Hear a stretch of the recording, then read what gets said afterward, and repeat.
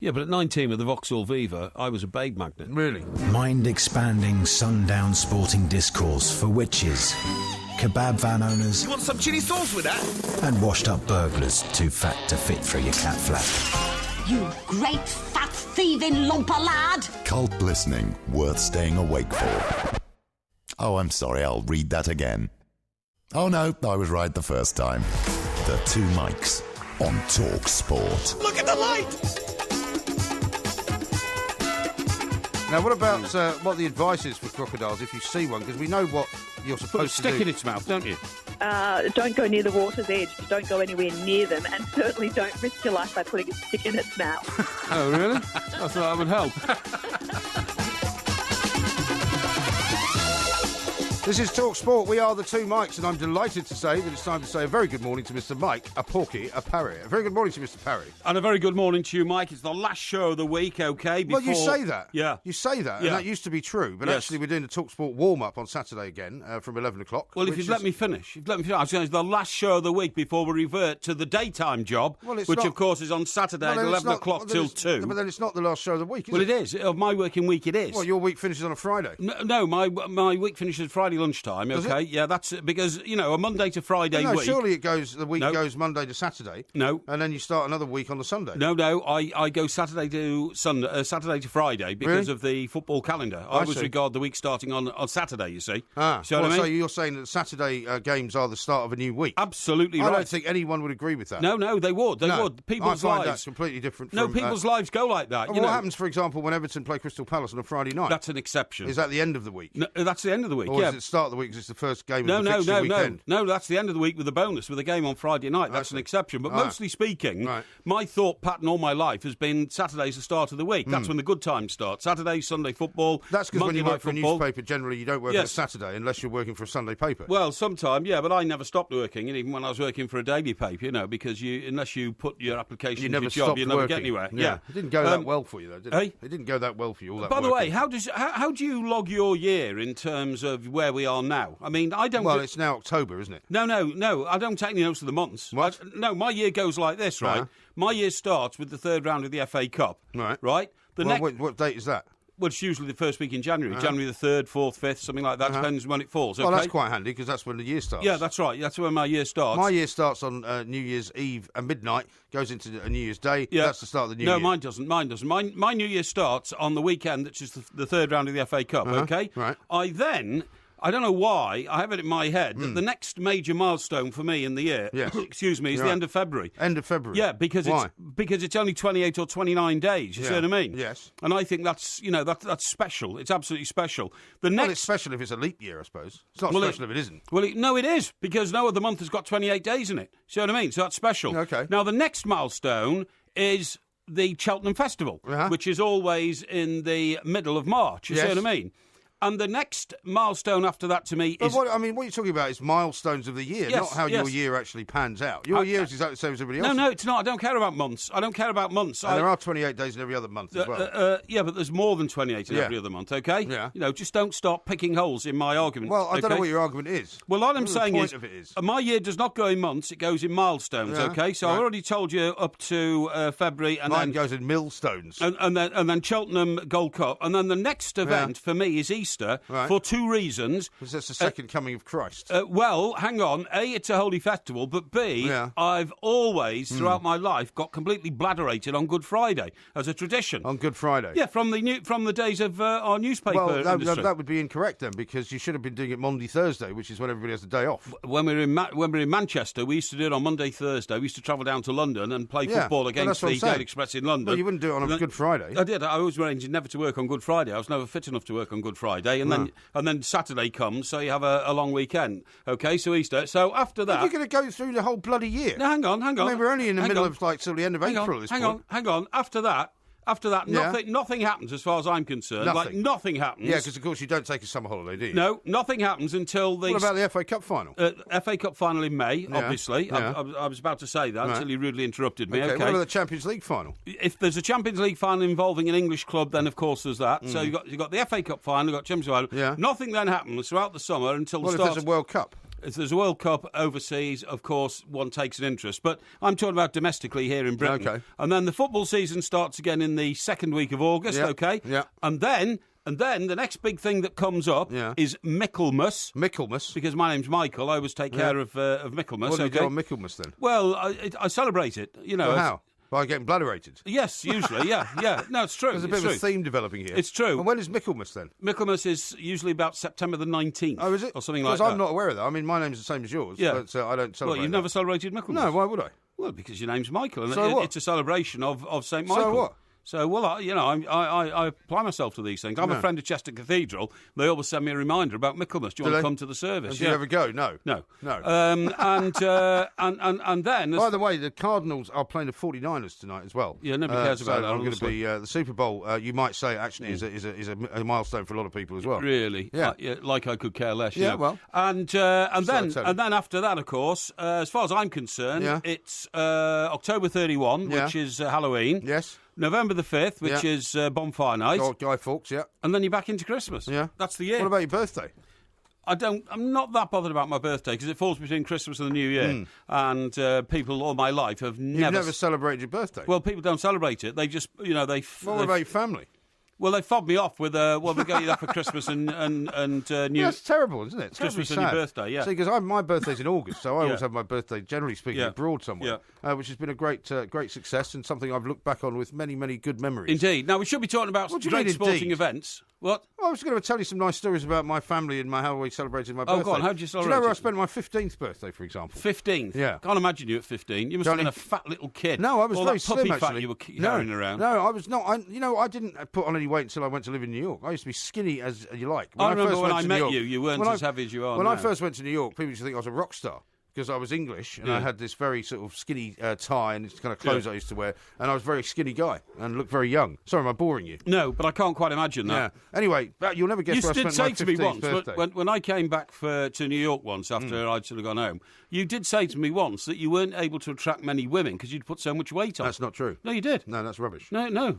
I've never been in a situation where I've never been able to attract women. No, you said to me, I'm not attracting many women. Well, that's so just another one of your quotes. No, you said it to me. I had a witness. There was a witness there. Oh, yeah, at the who was time. the witness? The witness was Jane Seaman, who was with me at the time. Jane Seaman? Yeah. The one New York Welcoming Committee? Yeah, that's right, yeah. And she laughed like mad and said, you'll always be attractive to me, Mike, or something like that Well, to make I'm you sure feel she better. did, yeah. Well, my esteem has never been as low as yours probably has been over that I've never had thing. low esteem. So tell me what happened on your 15th birthday, and this sounds like a real gas. I was in Monument Valley. Monument Valley, where's Have you ever that? been to Monument Valley? No, where Monument is it? Valley is an iconic part of the desert in the United States of America. What, you were in America at 15? Yeah, I went on a camping trip with my school. Oh, I see. Which was tremendous. And we drove all the way across the Midwest of America. We flew to Detroit. Right. We drove all the way out to the Rocky Mountains. Yes. Out towards Denver. Well. Went up towards South Dakota. Went through a few kind of... What, you in like the Scout's truck or something like that? We were in two station wagons. There was 14 of us. Right. 7 in each car. It was fantastic. And would you Absolutely drive for fantastic. hours at a time, sitting in the station wagon? Yeah. God, I couldn't do that. It was fantastic. Ugh. No, because think of what you were seeing, right? Monument Valley, if you can't picture it, is that very unusual-looking desert, which is kind of red colour, and it's got these really strange butts, they call them, that stick up. It's where they make all the cowboy films, isn't it? Remember Stagecoach? That's right, yeah, of course and they've they got do, these big rocks in the I middle of thought nowhere. that was in Arizona. It is in Arizona. It's in Arizona, yeah. Monument Valley. Yeah, okay, yeah. And I also went to the Four Corners, which is the only part of America where you can step on 4 states, because four states actually meet in one place. Which ones are they? It's Arizona, Utah, Colorado, and what's the other one? New Mexico, I think. New Mexico, yeah, I'm pretty sure that's South right. Dakota, did you say? No, I said New Mexico, Arizona, Colorado, and Utah. Oh, okay. Yeah, all right. So quite a fascinating trip it was. It broadened my mind immensely. Utah's a fascinating state. I wouldn't say that. It is, because there's nothing there. Well, it's not that there's nothing there. There's the Mormon Tabernacle Choir. Well, there is, and there's the lakes are salty and the in Salt Lake City. centre of the Mormon religion. Yeah. I mean, there's quite a lot going on there, but it's quite a boring place. Did you ever come across any of the Hamish? Hamish? Yeah. You mean the Amish? The Amish, yeah. Or the Amish? Yeah, the Hamish. Hamish is a Scottish fella, isn't he? Hamish is Hamish is a Highland cow, actually, in a book. Is it? Right. Yeah. Anyway, that's all very interesting, yeah. So I did actually come across them. I drove through parts of Pennsylvania where they live. That's right. And you know what? When I was in America, I did this great story. I had to go and see them in Pennsylvania because guess what? You won't believe this. Well, this was because of Witness, right? It was because of Witness, the Harrison Ford film. Yeah. But I got this great story. You know, it was supposed to go there and do a feature on the Amish. You know, this weirdo sect who'd been revealed by this film. The bearded weirdos. They are. Yeah. What was it called? The film? Well, Witness. Witness. That's right. I just told you that. Yeah. And You've seen the time, by the way. And guess what I discovered? Well, you know they all gallop around in these buggies with horses. Well, pull yeah, the because buggies. they don't use cars. Yeah, that's absolutely right. But guess what I discovered? It's a brilliant story. What? Made front pages all over the world. Did it? You sure? The elders in the village I was in had a really, really raucous and heated meeting, which led to families not speaking to each other, which went on for generations and all that. It was all to do with the fact that they passed a resolution to allow flashing indicators on the buggies. Really? Because so many buggies were crashing into each other and causing death to the horses. Well, didn't they use hand signals? No. Well, yeah, they did use hand signals, but the problem is, you know, if it's dark and all that, you can't see the hand signal. Well, you shouldn't be out in the dark on a horse and a cart if you haven't got any lights on it. Yeah, you are. Yeah, you are. Why? Because you've got to get around in the dark. Sometimes the harvest takes until dusk to get in, then you've got to get home on your buggy. So what was this story that went around the world? It was what it was is that the Amish voted for. They have no electricity in their houses, right? And they don't believe in electricity because it's a false premise of God and all this kind of stuff, right? Yeah. And what much more of this. Hang on, what they voted was they said to try and save lives because a horse had been killed. Right. They voted for electric indicators on the buggies. Did you get nominated for a Pulitzer Prize for that one? Well, I should have done because it was. I mean, it was astonishing. Yeah. It was honestly. It was like the Romans introducing jet aircraft. You see what I mean? That's what it was like. Yeah, it wasn't really like that. It was. It was amazing. Thank you very much for sharing that particular story. And they had these little arms that came out. You remember the old style? Little arms? Yeah. No. Remember the old style Morris Minor where a little orange arm flicked out? Yeah. That's what they got. Well, when my mother first drove me in the Austin Cambridge, she used to do the hand signals. Yeah, that's right. Well, you'd go like that if you were turning left. That's right. You know, you used to make a big circle. Unbelievable. Anyway, I had no idea that's how we were going to start the show. Yeah. We've got lots more to do. We've got a bit of sport to talk about, of course. There is an NFL game on. The Cardinals against the 49ers. We'll keep you updated with that. We've got to talk about Lewis Hamilton, what's going on with him. Tyson Fury, what is going on with him. Gareth Southgate, is he going to be any good? We might talk about Scotland as well. This is lots of illicit sex, the Amish. The Two Mics. Simulcast across the UK on Talk Sport and Talk Radio.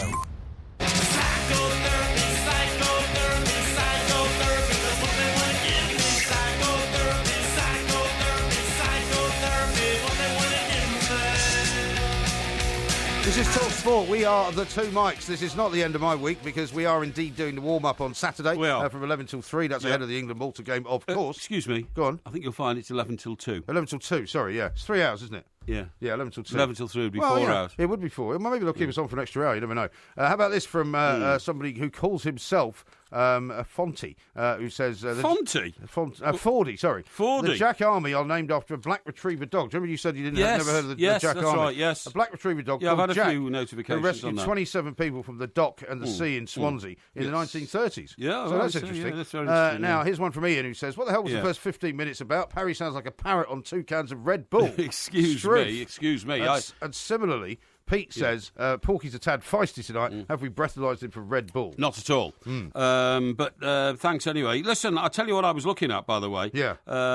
In my journals. This is great, honestly. Ignominious... Ignominious. Ignominious, thank you, ends to sporting careers, right? And it all came from the fact that it was the anniversary recently of the 2006 World Cup final when Zinedine Zidane headbutted his opponent, got sent off, and that was it. Materazzi, wasn't it? Yeah, I was actually at that game. Yeah, I think you told me that. It was in the Olympic Stadium. Well, one in of the great images was of him walking off the pitch past the trophy. Do you remember? That's right, yeah, and absolutely. that was one of those abiding images. Yes, that's right. With his back to everybody. Excuse me, yeah, fantastic photograph. It was, and all that. But anyway, apparently, But hang on, his career's still flourishing, isn't it? Although Real Madrid are not having a great season so far. I think he's got... I think he's dead man walking. Do you think so? Yeah, I do, honestly, at Real Madrid. Because... they don't take too kindly to them losing the odd match, do they? No, they take very unkindly to it. But anyway, so some people were doing researches on the ignominious end to careers. You know what the worst one ever was? What was that? It was a British guy. And his name was Jim Fox. Oh, no, it wasn't. No, it wasn't. Sorry, Jim Fox was actually... So who was it then? It was, I tell you, It was, this is great, it was Boris Onyszchenko, who's not British. Right. Boris Who was Onyszchenko. he? Well, Boris Onyszchenko was a fencing guy. A fencing guy? Yeah, fencing. Right. And what happened was, he was a three-time world champion. He'd won a silver medal at the 1972 Olympics, okay? Right. So at the 1976 Montreal Olympics, he's in the fencing section, and he's in the one-touch épée. The fencing section? He's is that in like a place where you sit? No, it sounds like they've got a fencing section in B&Q. You can go around there and get a fence. Funnily enough, I had my fence painted. What fence? This week. I didn't think you had a fence. I've got a fence in the roof garden. What have you got a fence for? I've got a fence right around the edge. Why? To make it look like a garden. Really? Yeah. Why haven't you got like a proper sort of wrought iron, balcony type thing? I have. That's at the front, but around the sides and the back, it's fencing. Well, what does it separate you? The fence. What does it separate you from? No, it's panelled against the wall to make it look like a garden. A fence against the wall. Yes, I have. Yeah. Well, also I don't like people looking over the top. You see, so I got a high fence. Oh, it's a high fence. It's a high fence. All To right. stop them looking over. Okay. And it was painted this week by my housekeeper, and it looks great. Honestly, yeah. Poor woman. What's your problem? What colour did she paint it? Not blue? No, she chose oak. Oak, yeah. Oh, so it's kind of varnished. Yes, that's right. Yeah, absolutely. Yeah, and it looks really good. She did a great job. Beautiful. I rang her up and told her she did a good job. Oh, well done. Anyway, you get extra for that, or is that all part of the service? Oh no. That's extra. That's a very good job. Okay. Anyway, so what happens is, Boris Onyszchenko, right, 3-time world champion, won a silver medal, and at the épée in the fencing, it was the one-touch class. And he was expected to win by a mile. Is that where you just have to touch them once? That's and right. Won? That's right. Yeah. Absolutely right. Okay. And he was considered the best in the event, and he was going to walk it. Anyway, believe it or not, he was fighting. Not fighting, but he was fencing against the British. Sorry, what's your problem? I'm telling you all this. It's interesting. Right. Go on. He was fencing against the British team captain Jim Fox. Okay. Right. And what happened was, Jim Fox, who was pretty good, suddenly the buzzer goes off because Boris Onyszchenko, that means he's contacted him. He's contacted him and he's hit him. Right. So that should have been the win. Should have been a win. Anyway, old Captain Jim Fox, he protests to the organisers and says the weapon fired without making contact with me. So they said, no, don't be ridiculous. But it was in Canada where, things are pretty straightfortable. Had an investigation. What do you mean things are pretty straightforward? Well, I mean, there are some countries where things are not pretty straightforward. What do you mean? There's jiggery pokery. Well, if it had happened in East Germany or something like that, I you know see. what I mean? Yeah. So anyway, they stripped down Boris Onyszchenko's equipment to find out he'd illegally modified his equipment to include a switch that allowed him to close the circuit without touching his opponent. Basically, he had a button on his fencing on his sword. Yeah. His fencing sword. Yeah, that's right.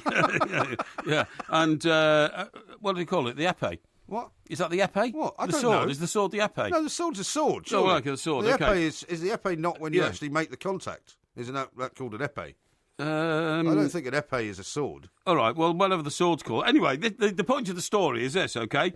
Now, the Soviet team, and we have to say... It's a French word for sword. Is it? Oh, right, okay. Well, no, it's not. The épée is a French word for a... It's a French word for sword. No, it's not. It's a French word for I've just been told by John, who speaks French. No. Well, hang on, I'm going to tell John. In France. The French Foreign Legion have a hat which is called the épée. Is it? That's correct. Really? Yeah, they do. No, it's not an épée. It is. It's a kepe, apparently. What? It's like a cap. A kepe. Kepe, like a cap. I thought it was an épée. Anyway, No, the point of this... you thought kippers came out of the sea as well. Hang on, listen. The point of the story is this. Normally speaking, the Russians in those days weren't averse to a bit of cheating. We're going to talk about anything that's actually relevant tonight. No, this is, honestly, it's brilliant. The Russians weren't averse to a bit of cheating because they liked actually to get the medals. Yes. And it was suspected this was state-sponsored. But the problem Boris made was he got found out. Did they discover that he had this little switch? Yes, yeah. The Canadian authorities found it. So what happened was the whole of the Soviet team was disqualified, right? And Britain went on to win the gold. Onyszchenko was dubbed... It's an unfortunate name, isn't it? Because his name was Dishoneszchenko, they should have called himself. Funny you should say that. You're ahead of your time. It was dubbed by the Canadian authorities as Dishoneszchenko, right? Yeah. And Boris the Cheat. And even the other Soviet athletes threatened to throw him off the balcony of their accommodation if he returned to the quarters. To the Olympic Village, yeah. Because he'd had the whole Soviet team expelled. Right. anyway, he's summoned back to Moscow. He was then hauled before Premier Leonid Brezhnev at the Kremlin, who stripped him of his past honours by pulling his sash off from his neck and stripping the epaulets off his jacket, because he'd been made a hero of the Soviet Union because he was a former gold medalist. Did he lose his former gold medals then as well? He lost all of that, stripped him of his past honours and his position in the Red Army, where he'd been made a colonel, because you were made a colonel in the Red Army in those days if you were a great national hero, you know. You know, like the guy who went up in space, Yuri Gagarin, all that. He died, though, didn't he? Hey? He died up there. Oh, yeah, they killed him. Oh, I thought he died in space, didn't he? No, he died in a car crash. He died in a car crash. They killed him because he started to know too much. Anyway, so stripped him his past honours and his position in the Red Army. It's International Week, folks. Yeah, that's right, yeah. He was also fined, personally, by Mr. Brezhnev, 5,000 rubles at a time when, you know, a Russian was earning like 50 rubles a month or something like that. Yeah. And was given a work permit which only allowed him for the rest of his life to become a cab driver in Kiev. Wow. I mean, imagine that as a fate. Yeah. Imagine that as your fate. That is a terrible story. Terrible, yeah. Very interesting, though. Yeah, Can I read you a few tweets out now? Yeah. They're talking about your bizarre kind of calendar. Becky says this: shocking to see Porky bases his year around sporting events and bladderation days. No family birthdays. His poor mum. Really? Here's one from Matt, who says, Porky, the man's so desperate to not be like ordinary people that he makes up his own working week and holidays to celebrate. Why not? Lee says, MG, I've heard it all now. We've got New Year chimes for New Year, and now the Porky New Year. Hashtag plank. Yeah, why not? There's one here from our friend Becky. She says, I'd like to see Porky's housekeeper's job description. Is there anything she doesn't do? Well, actually, no, there isn't a lot she doesn't do. She looks after my garden. In fact, she's coming in next week to tidy up the garden for, like, autumn/winter. You know what I mean? Yeah, absolutely. That's in addition to all her duties within the house, obviously. Scott says this: you would think the start of Porky's year would be April the 6th when the taxman comes calling. Well, I tell you what, that is a worry. Got to get all that sorted out in the next couple of weeks. Yeah, okay. Well, you've got plenty of time. You've got plenty of time. It's only October. Anyway, Dominic here says, keep up the great work, guys. Listening from a very wet Florida. Thorough bladderation in moderation all night. Well, I suppose if you're being attacked by a force 10 gale, there's not much more to do. Well, it's actually now a Category 4 hurricane, which is pretty serious. We're going to go over there to speak to Scott Phillips, who used to work here, who's been based in Miami now for a while. He's been evacuated, and there's a lot of big warnings going on. So it's quite a serious story, this. However, we will be taking your messages. By the way, over in Florida, let us know how it is. Did you see Seamus Coleman's goal tonight? No, I didn't. Oh, spectacular. Seamus Coleman, captain of Ireland. Yeah. They won 1-0. He scored the goal. If you look at the monitors in the studio over the next hour or so, you'll see it. It was the most spectacular goal. He came down the right, OK? Well, don't tell me now. We haven't got time. You've been talking about this Russian maniac with the fencing thing. You can tell me about Seamus Coleman in a minute. Yeah, he's brilliant. Because I've got to talk to you a little bit about Gareth Bale and Wales as well. They got a draw against Austria. Indeed. This is Talk Sport. Crazy, but that's how it goes. Millions of people living as ho-ho-hos. This is Talk Sport. We are the two Mikes. The Porky Quiz coming up a little bit later on. It's on Elizabeth Taylor. I hope you've been boning up on your Elizabeth Taylor knowledge. Do you know what? I did, and I hadn't, and I found out I didn't need to. I knew so much about her life already. Yeah. Okay. Yeah. Oh, well, that's good. I'm very encouraged. No. I would like to see you doing well one of these days. I'm very encouraged, honestly. I think it'll be a really spankingly good quiz. Okay. And there's lots of tweets coming in about you eating this crocodile burger. You know, people. I did have a crocodile burger. Yeah. People saying, "Good luck in the quiz tonight, Porky." This is from Michael. I'm sure you've been researching all day, while MG has clearly been out bladderating. Not true. And eating. Incorrect. And eating an endangered species. What do you mean an endangered species? Does he? Crocodiles are not endangered. Endangered species. No, that's the way the audience sees it. Where exactly? You tell me. Does where he see crocodiles are himself endangered. as a man of the people? I don't call myself a man of the people. That's your moniker. I do not call myself that. Well, you're not allowed to shoot alligators or crocodiles in Australia, are you? I don't know. No, you're not. Well, we had Sandra Lee on the other week. That's right. Where two people were attacked by crocodiles, right? Yes, that's right, yeah. Well, I don't know whether you shoot them or you don't shoot them, but they're not an endangered species, I'm pretty sure. I think if it's about to take your leg off, you're allowed to shoot it, so to speak, but I don't think you're allowed to sort of go out hunting crocodiles and alligators, you know what I mean? Well, you know, there's no shortage of crocodiles and alligators in Australia. Yeah, there's no shortage of them in Florida either. Well, you know... In fact, given what's happening there at the moment, you'll probably find quite a few alligators in Florida swept up into parts of the town that they're not normally in. Well, that's absolutely right. You know. By the way... All I can tell you is it was very, very tasty. And what happened was I was in this restaurant, not far from London Bridge. I was seeing my daughter, actually, who I hadn't seen for a couple of weeks because she's been away. And how is Emma? She's very well indeed. Send you her best. Good. And she had just got off work, and I thought it'd be a good opportunity to buy some early dinner. Yeah. And we went to a restaurant that you and I have actually been to in the past. The South African restaurant. You once booked this place for us to have a little Christmas get-together. I remember. With some of our good friends here at Talk Sport. That's right, yeah. And you, I remember, took me to this place and said, I found this great Italian restaurant. Yeah, I did. I thought it was and Italian. And we staggered in there, and you sat down and started ordering and said, I'm going to have the usual, please. I will have, I think you wanted a prawn cocktail. I did. And spaghetti bolognese. That's right. And they said, I'm sorry, sir, we don't do spaghetti bolognese. Serve it, And you said, what kind of Italian restaurant is this then? Yeah. And they went, well, it's not an Italian restaurant at all, actually. It's South African. I know. I've never been to a South African restaurant in Britain before. But now I've been to one twice. Yeah, right. And I saw the crocodile thing on the menu. I thought, well, I've got to try that. I couldn't have done it. Because I like to be adventurous in my I just couldn't have done it. I simply would not have been able to swallow a piece of meat in my mouth which was come from a crocodile. Why not? I think it's distasteful. Why? But why, though? How is it any different from eating a cow? How is it different? Well, because we've been eating cows in this country for thousands of years, Right. and it's an acceptable form of the food chain, but not crocodiles. I'm sorry, I just couldn't have done it. But what puts you off about it? What, the way you think it might taste? Because I'll tell you what it was, because everybody on Twitter was asking me, does it taste like chicken? Yes. Because most people think things like that taste like chicken. Yes. And it was a little chicken-like, but I'll tell you what, it had the texture of a fish cake.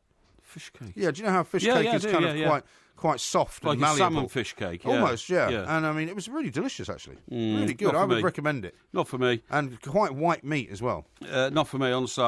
It wouldn't suit me at all. But anyway, so there was some bladderation taking place. We had a bottle of wine, yeah. Yeah. Just the one? Yeah, just the one. Nah. We had a bottle of Cloudy Bay, actually. It was very nice. I don't believe it was only one. Why don't you believe it? Because I just don't believe you go out and have one bottle of wine. Well, you know, I was working later. Why would I want to drink any more than that? And she'd been working since 5 o'clock in the morning. She was like, you know. Yeah, because you'd like to. That's why, because you do. Well, I'm very well disciplined in these matters. Yeah, you say that, yeah. When I have to go somewhere later. Sure. Listen, talking about foods and all that kind of stuff, right, which we are, but we must talk about, first of all, about Seamus Coleman's goal. It was brilliant, honestly. Well, you've said a little bit about that. So I thought I heard that there was some kind of injury that he'd suffered as well at some point. Not Coleman. He went burning down the right, and he cut in across what I call the dead ball line, and then you thought he's going to cross it, but he just kept powering in. Yeah. Then he literally sort of went through two defenders like they weren't there. Isn't the dead ball line the line at the back of the pitch?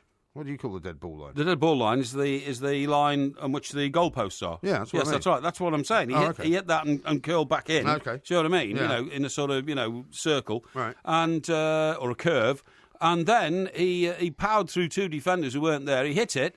Guy on the line stopped it. It bounced back. Hit it again. He scored. It was a magnificent goal. No, good. I should have a look out for that. And they led twice, didn't they? Wales as well. Martin O'Neill said afterwards, It's a good win for them, that. It was a magnificent goal.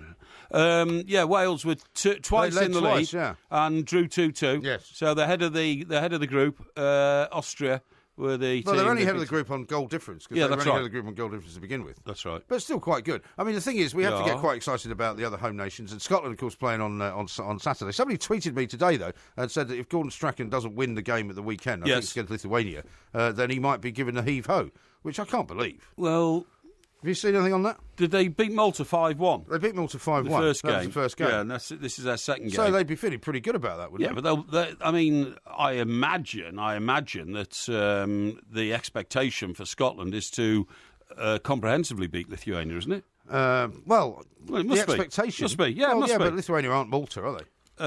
No, but they're not far away, to be honest. I don't think I've ever been to Lithuania, but it's next door to Latvia, and I've been there. Now talking about food and all that kind of stuff, right?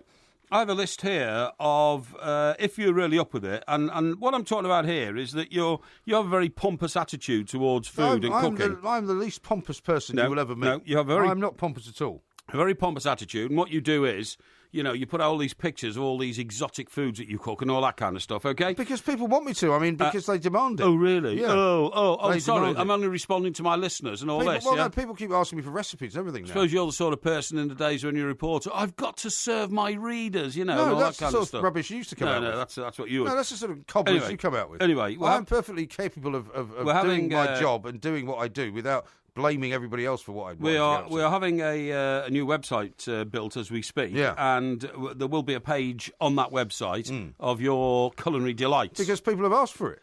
Well, you say that, but I haven't seen the evidence of that. Anyway, listen, I'm going to run through a few things that should be in every modern chef's kitchen. Okay. To see whether you really are up with it. Yeah, right. okay. Do you have chorizo? What? Chorizo. Chorizo, you mean? Chorizo, that's it, yeah. I do have chorizo. No, hang on. It's either chorizo or chorizo. You can pronounce it either way. No, you can't. It's chorizo. Anyway. It's spelled Chorizo, chorizo. Do you have it? It doesn't have an I on it. I do have it. And how do you serve it? Well, it depends. I use it for a variety of things. I can sometimes put it in paella, which is one of the basic sort of ingredients for that. I sometimes use it in soup. I can sometimes put it in a frittata. Do you ever serve it to your guests as a thinly sliced canape? Well, if I have guests, yes. Yes. Okay. Yeah. Or you can put it in a paella. Well, there's different kinds of chorizo. Yeah, what is it anyway? Well, it's basically a Spanish sausage. Oh, is it? Yeah. Ugh, God, is it all garlicky and horrible? It has a lot of garlic in it. Yeah. And you it. can get spicy ones and right. sort of sweet ones. Okay. Now then, when I cook with sunflower oil. Do you? But apparently, if you're right up with things these days, you have to cook with coconut oil. You got coconut oil? No, I cook with olive oil. Olive oil. So you got no coconut oil. I don't use coconut oil, no. Right. Except for in my hair. Okay. Do you put almonds into everything that you cook? Almonds? Yes. No. But I do put them in things which require almonds. You should be using almond butter. You should be grinding it into flour. No. Puree, straining to make almond milk, which you should add to your. No. So don't do that either. Right. I have almonds which I put into dishes which require almonds in them. Like some curries, for example, you put almonds in. Very nice. Okay. Right. Med-jool dates. What? Med-jool dates. Med-jool dates. Yeah. Well, I will occasionally buy dates just to eat. Yeah. I don't really cook with them very much. There's only one dish that I use that has dates in it, which is Moroccan. Right. Med-jool is Arabic for... Arabic? Arabic, yeah. You mean Arabic? Yeah, that's right. For extremely expensive. Sorry, why do you think? Why is that funny? Well, because you could put that almost onto anything in parts of Saudi Arabia, couldn't you? Well, I suppose so, but yeah, that's right. But what you do is you... I mean, I'll sometimes buy dates from Borough Market. Yes, There's okay. very nice dates there, but I'm not sure if they're that particular type. Yeah, okay. These dates are white dates. White okay? dates? I haven't seen those. And you put them into food. Right. Okay. I'm not doing very well here, am I? No. Do you still eat porridge? Yes, I do eat porridge. I haven't eaten it. I don't eat it so much in the summertime, but I will eat porridge oats without cooking them, if you like, because I'll make what my father used to call picked porridge. Right. Where I'll mix like cereal and fruit and porridge oats. Okay. And just have it cold with milk. But once it starts getting colder, yes. I will go home and I will have every morning a bowl of porridge and some honey. It says here the new way to eat porridge is on toast. What? On toast. No. Porridge on toast. No. To replace avocado on toast. Have you had avocado on toast? I'm not keen on avocado on toast. I do eat avocado quite a lot, but I don't really put it on toast very much. Right. Do you use green juice? Green juice? Yes. What sort of juice? Vegetables are full of goodness. A lot of vegetables are green. Right. QED green juice is good for everybody. What, like juice that you squeeze out of a vegetable, you mean?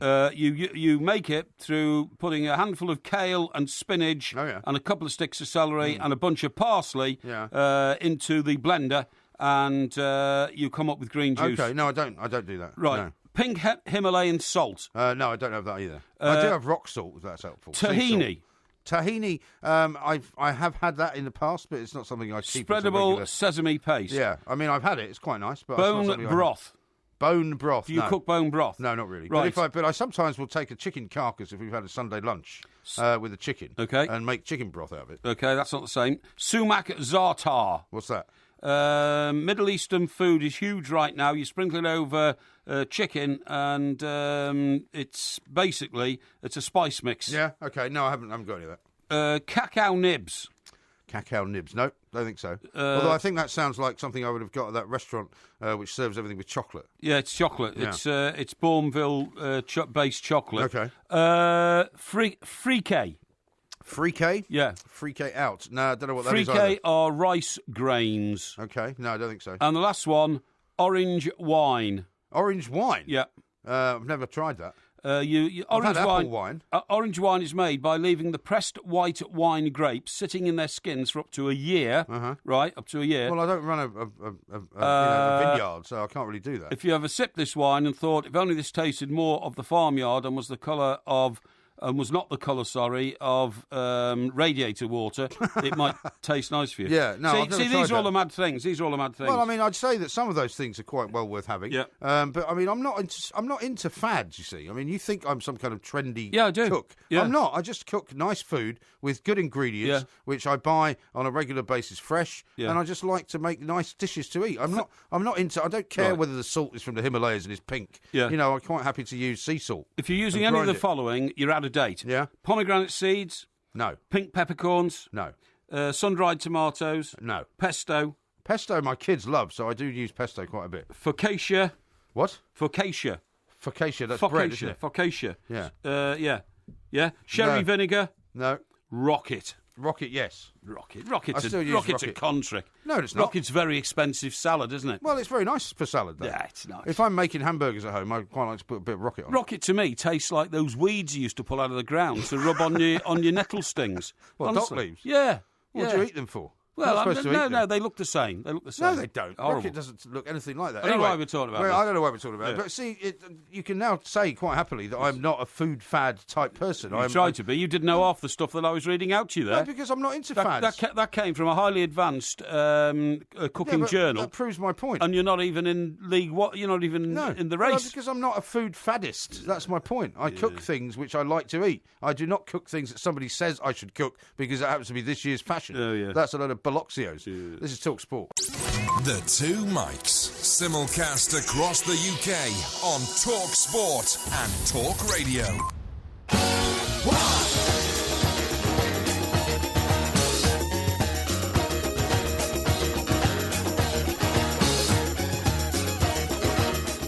This is Talk Sport. We are the Two Mics. Loads more coming up. In the next hour, we're going to go over to Florida to find out how bad the weather is there. I've actually got a tweet here from James. He says, I'm riding out the storm in Savannah, which is in Georgia, of course. He says, keep me laughing, guys. David says, Porky's sister to his mum, it's little Michael Miss's birthday next week. Porky's mum, just fob him off with a tin of Spam. A tin of Spam. That's a bit harsh, isn't it? Yeah, it is, yeah. Here's one from Dominic. He says, keep up the great work, guys. Listening from a very wet Florida. I think you read that one out a bit earlier, didn't you? I think I did, yeah.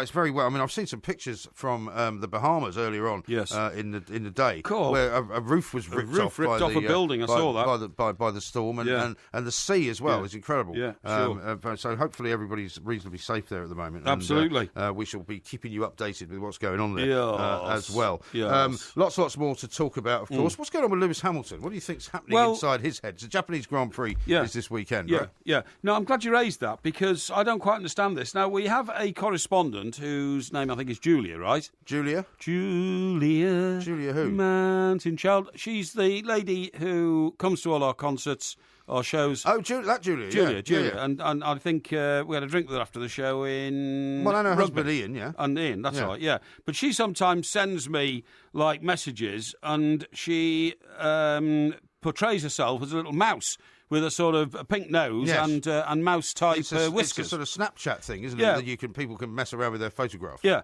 So today I started seeing pictures of Lewis Hamilton looking like this. Yeah. And I tried to find out what was going on. And in fact, he didn't. I thought, oh, that's strange. He's put all these strange sort of hats on and a mask and all that kind of stuff. Yeah. It's not. He's taken his own face. It says here, Lewis Hamilton has been in mischievous mood. He acted like a snap prat on Snapchat. Yes. The board F1 Very world sort of champ very juvenile, right? put doctored pictures of himself and other drivers on social media during yesterday's drivers' press conference ahead of Sunday's Japan Grand Prix. Now, what that means is that he wasn't actually wearing massive things himself. During the course of... He should have been giving his attention to the world's press ahead of the next race in the F1 calendar. Yeah. He was messing around on his machine on this Snapchat thing. And he was accused of distracting all the other drivers, right? He kept showing them to other drivers. Well, they also should have been concentrating on giving their attention to the communicators who want to know, how the drivers are thinking about the next vital race that's coming up. Yeah. So that hasn't gone down very well at all. Well, he's giving the impression of somebody who's a bit of a spoilt brat at the moment. I would say. Yeah. When his car blew up at the last Grand Prix, he started blaming all and sundry around him, basically more or less insisting that actually it was his own teammates who were sabotaging his ability to win. Yeah. And by sort of feigning disinterest at a press conference and by making out that this is all a bit boring for me, I'm a superstar. Yes. I mean, he's not going to make any friends, is he? Well, you see, I will defend him on one issue, and that is that when you're as good as he is, you don't think like other people. Yeah, but unfortunately, he is in a room full of people who are pretty good at what they do, right? Now, you might say he's a much better driver than everybody else, but don't forget, he's got the best car. Yes. Right? And so he has an advantage. There's plenty of good, very clever people in that room. I would say the reason he's got the best car is because he is the best driver. And the people... Well, that's maybe true. Yeah, the people who manufacture the best cars then say to the people who provide them the money, we've got to now go out and get the best driver, which is exactly what they've done with him. Yeah, I mean, he's paid about 60 million quid to drive that car. Yeah, okay, so it's a self-fulfilling prophecy. But by and large, if you took, say, for example, the next 3 best drivers and replaced him with them, there's a pretty good chance they'd win the World Championship, don't you think? I don't agree, because I think in motor racing in particular, it's about an advantage of 1/100th of a second, isn't it? And you have to be terribly, terribly good. And it's about split-second decisions. It's all of that. Yeah, but they all have to do that. And I think he's disrespecting them in a way by making out that he is different from them. I agree. You know? I agree with that. But I just think when you're the best in the world, you are. I think you should be given a little bit of lateral to act differently. You know, I mean, look, rock stars do, don't they? You know, they act so differently. When you know. The man who will not be named, John Lennon, when he got into a bag and said to everybody, you've asked me questions about the Beatles, I told you not to, I'm going into the bag, I'm into bagism. Right. That's because he can get away with it. Yeah, get away with it. That's what I mean. And so, but he's not sitting in a room with 4 members of his band who are going, oh, look at John, he thinks he's better than the rest of us. You know, he's on his own at that point. Yeah, sure. Whereas Lewis Hamilton, I mean, part of his contract with Formula One and with Mercedes is that he has to do publicity events. He has to do these kind of things. Well, so to feign disinterest, I think, is very disrespectful. I've got a very tight report here to sum it all up. It says Lewis Hamilton caused a social media storm as he swore and Snapchatted during the official Japan Grand Prix press conference. Right. So it wasn't a personal one with him. You're absolutely right. Yeah. It was it was the whole group of them. The whole group of them. The world champion was more interested in playing with his phone than answering questions as part of his commitment to promoting Formula One. And his Mercedes teammate had to insist he was not having a pop at journalists when he uploaded a selfie on Snapchat with bunny ears and said, all this rubbish is killing me. Obviously uninterested in the media marathon at Suzuka, it is. Suzuka. Yeah. The 31-year-old also snapped his team communications boss Bradley Lord, L-O-R-D, and captioned it, could this interview be any more boring? I wonder if I will have time to go to B&Q on Monday. I need a new sofa. See, that is rather disrespectful in my view. Well, I think it is, and I think he's just making himself, and again, it's like everything else in life. If everything's going well, you can get away with it a little bit because people just go, oh, look at this guy. But if he's not going well, and he was making some pretty strong allegations last time around when his car blew up. Yeah. I just wonder whether this will end up with him falling out in a big way with Mercedes and eventually them just saying, he might be brilliant, but we've had enough of all the nonsense. Well, I don't think they will, you see. I think they indulge these guys because they are so good at what they do. I mean, George Best, for instance, got away with things that no other footballer in the world would ever have been allowed to do because simply he was 75% of Manchester United's team at a time when that team was in decline. Yeah. They won the European Cup in *68. George Best scored one of the goals in a 4-1 they victory. did have Bobby Charlton and Dennis Law, though, didn't they? Yeah, but they were all in decline. Yeah. They were all literally in decline. That was the thing Sir Matt Busby actually was guilty of. He never, after they won the European Cup in '68, thought about a rebuilding. Any young people, never. Yeah. He was relying. You're absolutely right. Well, you can say the same about Sir Alex Ferguson. I mean, people don't like to say this, but I said it at the time. Manchester United have become the team that they are, partly because Sir Alex Ferguson, and some people would defend him and say he didn't have the money. Yeah. He didn't go out and rebuild the team. But it wasn't his responsibility. He'd rebuilt it 3 or 4 times. Whose responsibility was it? The next manager who came in should have done that.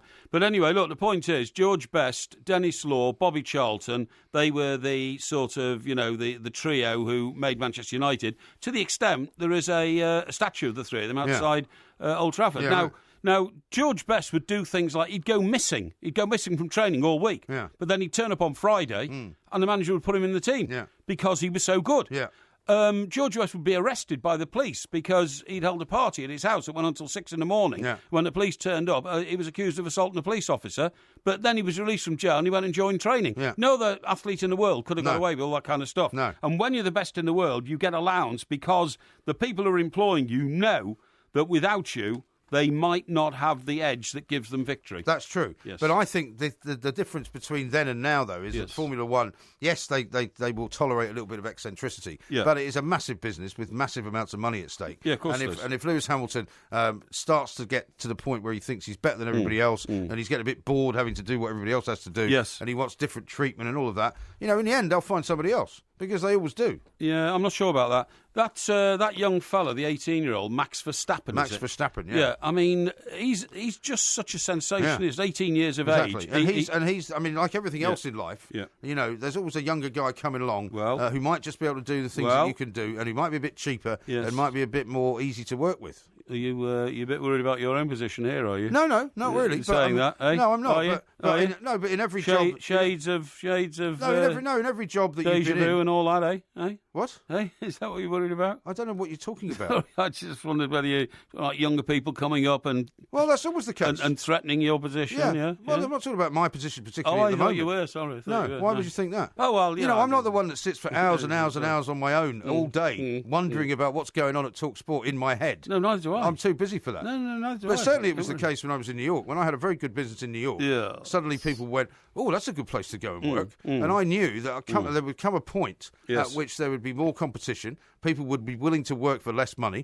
People would go and do things that I used to do because nobody else did them. That's right. And they would undercut me, and they would want to do them. Because after a while, you go, well, actually, I don't want to go on a plane every single week and fly off and do something. And so, realistically, you know, you don't get too big for your boots because otherwise somebody will just come and undercut you. Yeah, fortunately, the newspaper industry collapsed just as we decided it was time to leave New York. Well, I mean, New York kind of went. I mean, that was one of the reasons I came back to work in London. Exactly, because I knew that it was going to, it was going to change. Yeah, absolutely, totally agree. So yeah, don't worry, I'm not particularly paranoid. Speaking of rock stars, have you seen the picture of Mick Jagger and Keith Richards on page 3 of the Daily Mail?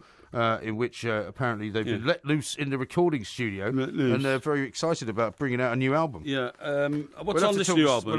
Have they written some new songs? Well, I think it's going to be like a blues type album. Right, so Mick I don't and know Keith, whether... combined age 145, roll back the years in the recording studio. It's cover versions of songs by blues legends. Well, you see, such as Jimmy Reed, Willie Dixon, Eddie Taylor, Little Walter and Howlin' Wolf. How many of those have you heard of? None. You haven't heard of Howlin' Wolf? Well, kind of, but I thought he was a wrestler, to be honest.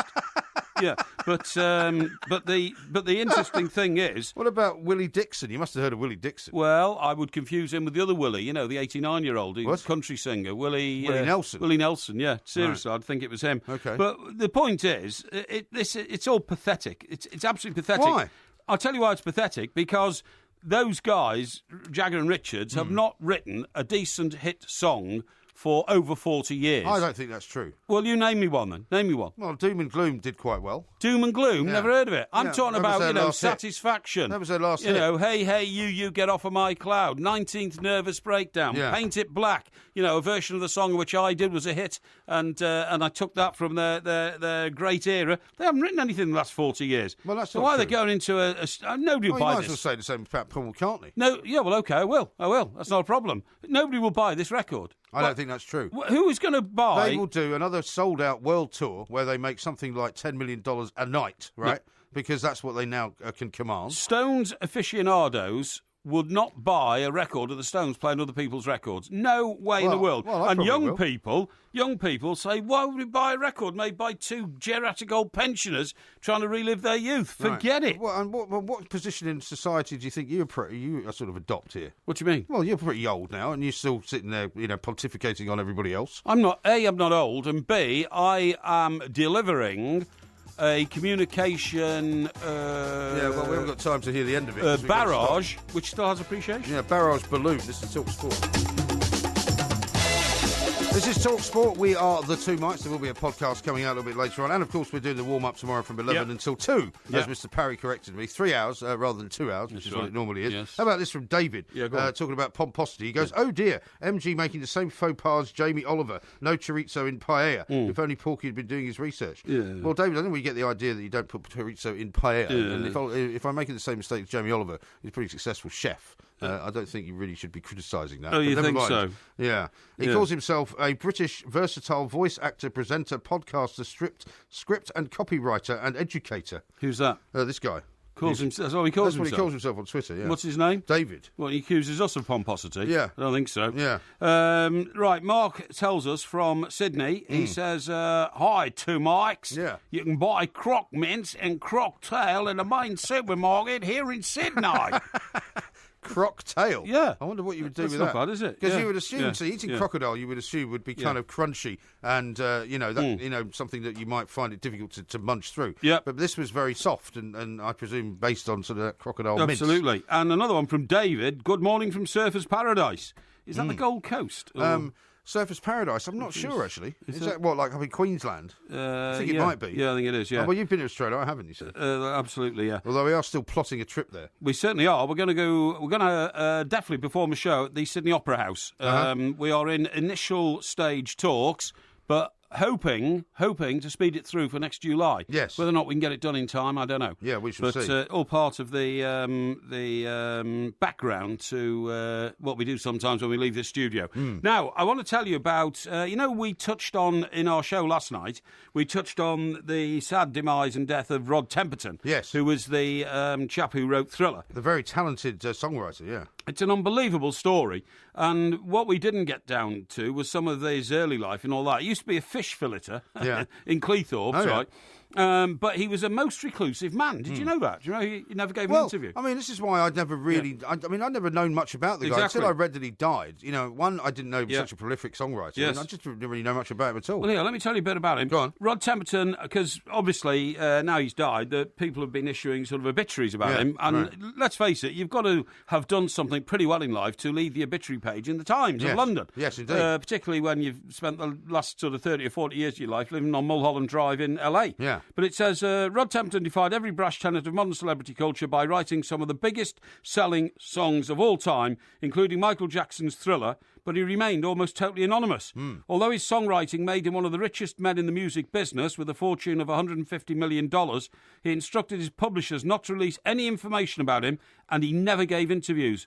There are only a few photographs of him existing in the public domain. He lived reclusively and shunned the limelight. He was popular music's answer to Howard Hughes or J.D. Salinger. And he was in Heatwave, I think we learned last night. He was actually in the band Heatwave. Yeah, dubbed the Invisible Man, he remained virtually unknown outside those who read the small print on record labels, where they found R. Temperton credited as the writer of Jackson's hits Thriller, Off the Wall and Rock With You, as well as a swathe of other funk and R&B classics, including Boogie Nights, Always and Forever, and Give Me the Night. There's one picture of Heatwave, right, and this was issued when their record Boogie Nights came out. Right.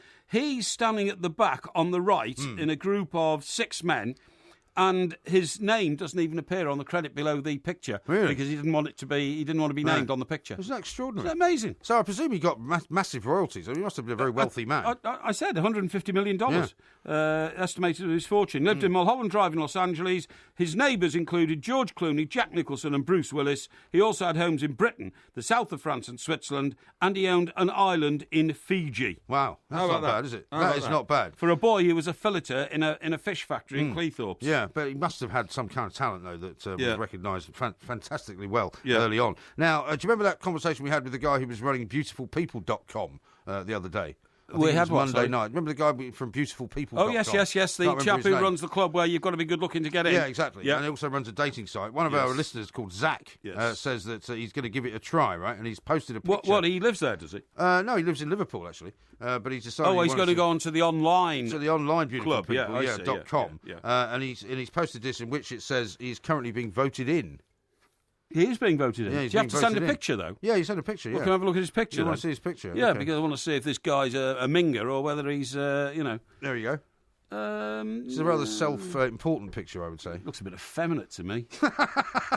Sorry, what's the problem? Poor old Zach. Yeah. Sorry about that, Zach. Yeah. Anyway, good luck, Zach. I guess Porky wouldn't be voting for you, but apparently it's got the four things. It's absolutely not, no, okay, and then beautiful. Right. And okay seems to be the one that he's got the most of. Oh, I see. Okay. Is that the rest of the members of the club who have to vote? Well, yeah, that's how it works. The people who are already in it decide if you should be allowed to join. Yes, okay. That's how it works. Now, Krasnet here is upset with me. He says, Mike Parry is a musically illiterate plank.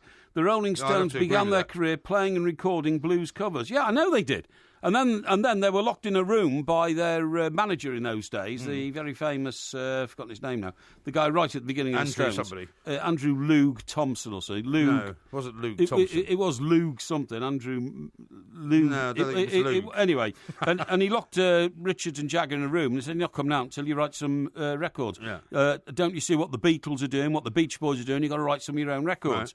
Right. And Andrew Luke Oldham, I'm told. Andrew Luke Oldham. Actually, your name is Andrew Oldham, actually. Yeah, Andrew Luke Oldham. So they did. So what I'm saying is, it's all right for Krasnet to, insult me by calling me a music illiterate plank, but I did know the Rolling Stones began their career playing and recording blues covers. But you are wrong to say that nobody will buy this album, because loads of people will. From which they moved on and created some of the great pop songs of all times. And then, of course, after their flash of inspiration for the last 40 years, they haven't been able to write anything. Nobody will buy this record, I'm telling you. That's not true. No, nobody Well, will you'll buy be it. proved wrong. You'll be proved completely wrong, as you will indeed be proved wrong by my assertion, which I'm going to continue to make until it's proved correct, about Bobcat Bob. Bobcat! Who apparently has now been linked with the possibility of looking at buying his own son, Michael Bradley, who's currently playing, I think, in Toronto. Apparently he's being looked at by... So will it be a case of, I got you, boy. You're my boy. It well could be, actually. Yeah. People are beginning to wonder whether you're mixing up Boss Hogg and the guy from the movie in James Bond movie. Well, I mean, they all... I mean, you can sort of mix them up. Yeah, of course you can. They all sounded the same. They're all from that part of the world. Yeah, the Deep South. It's an amalgam. Amalgam, yeah. Now, how about this from Becky? Had kangaroo meat the other day, bit like venison. Please get Porky to say sweet as and good day, bro, in his best Kiwi accent. Sweet as and good day, bro? Good day, bro, yeah. I don't know whether that would be... I mean, the one you can always tell whether people are from New Zealand is when they go fish and chops. What? Fish and chops. Fish and chops. They say fish and chops. They don't say fish and chips. They say fish and chops. I've never come across that. Well, when I used to know Graham Henry, who was the Kiwis, the All Blacks coach, that's how he used to say it. Graham Henry. Oh, yes, okay, yeah. He was the manager. He was the coach of Wales for a while. Right, okay. And he was the coach of the British Lions. Yes. When they went to Australia and lost. Yes. But then he got the All Blacks job. Oh, well. And his wife was very big in netball. Very big in netball, sure, yeah. Now, there's a couple of questions here from people, and you've already been replying to them, I see. Winston says, Porky, I don't quite understand MG's constant vitriol towards Lewis Hamilton. Yes. What's his problem? Yeah. Lewis Hamilton's the best driver in the world. Haters will hate. Yeah, well, I mean... So you're a hater. Well, I'm not a hater of Lewis Hamilton. I just think he acts a bit like a spoilt brat. And so I don't think he needs to do that. You know, if you're as good as he is, why do you have to constantly be, like a sort of thorn in everybody's side? Well, why do you have to make out that you're better than everybody else? Yeah. I don't agree with that. Okay. Ernie says this, I've had crocodile and ostrich steaks, and I don't think any of those are on the endangered species list. Right. And I think he's right about that. Well, he may be, but nevertheless, I do take the point from some of our correspondents that to be going around eating crocodile or alligator or something like that is at best distasteful, at worst criminal. I don't think there's anything wrong with it, but we can have that conversation. This is Talk Sport. The Two Mics, simulcast across the UK on Talk Sport and Talk Radio.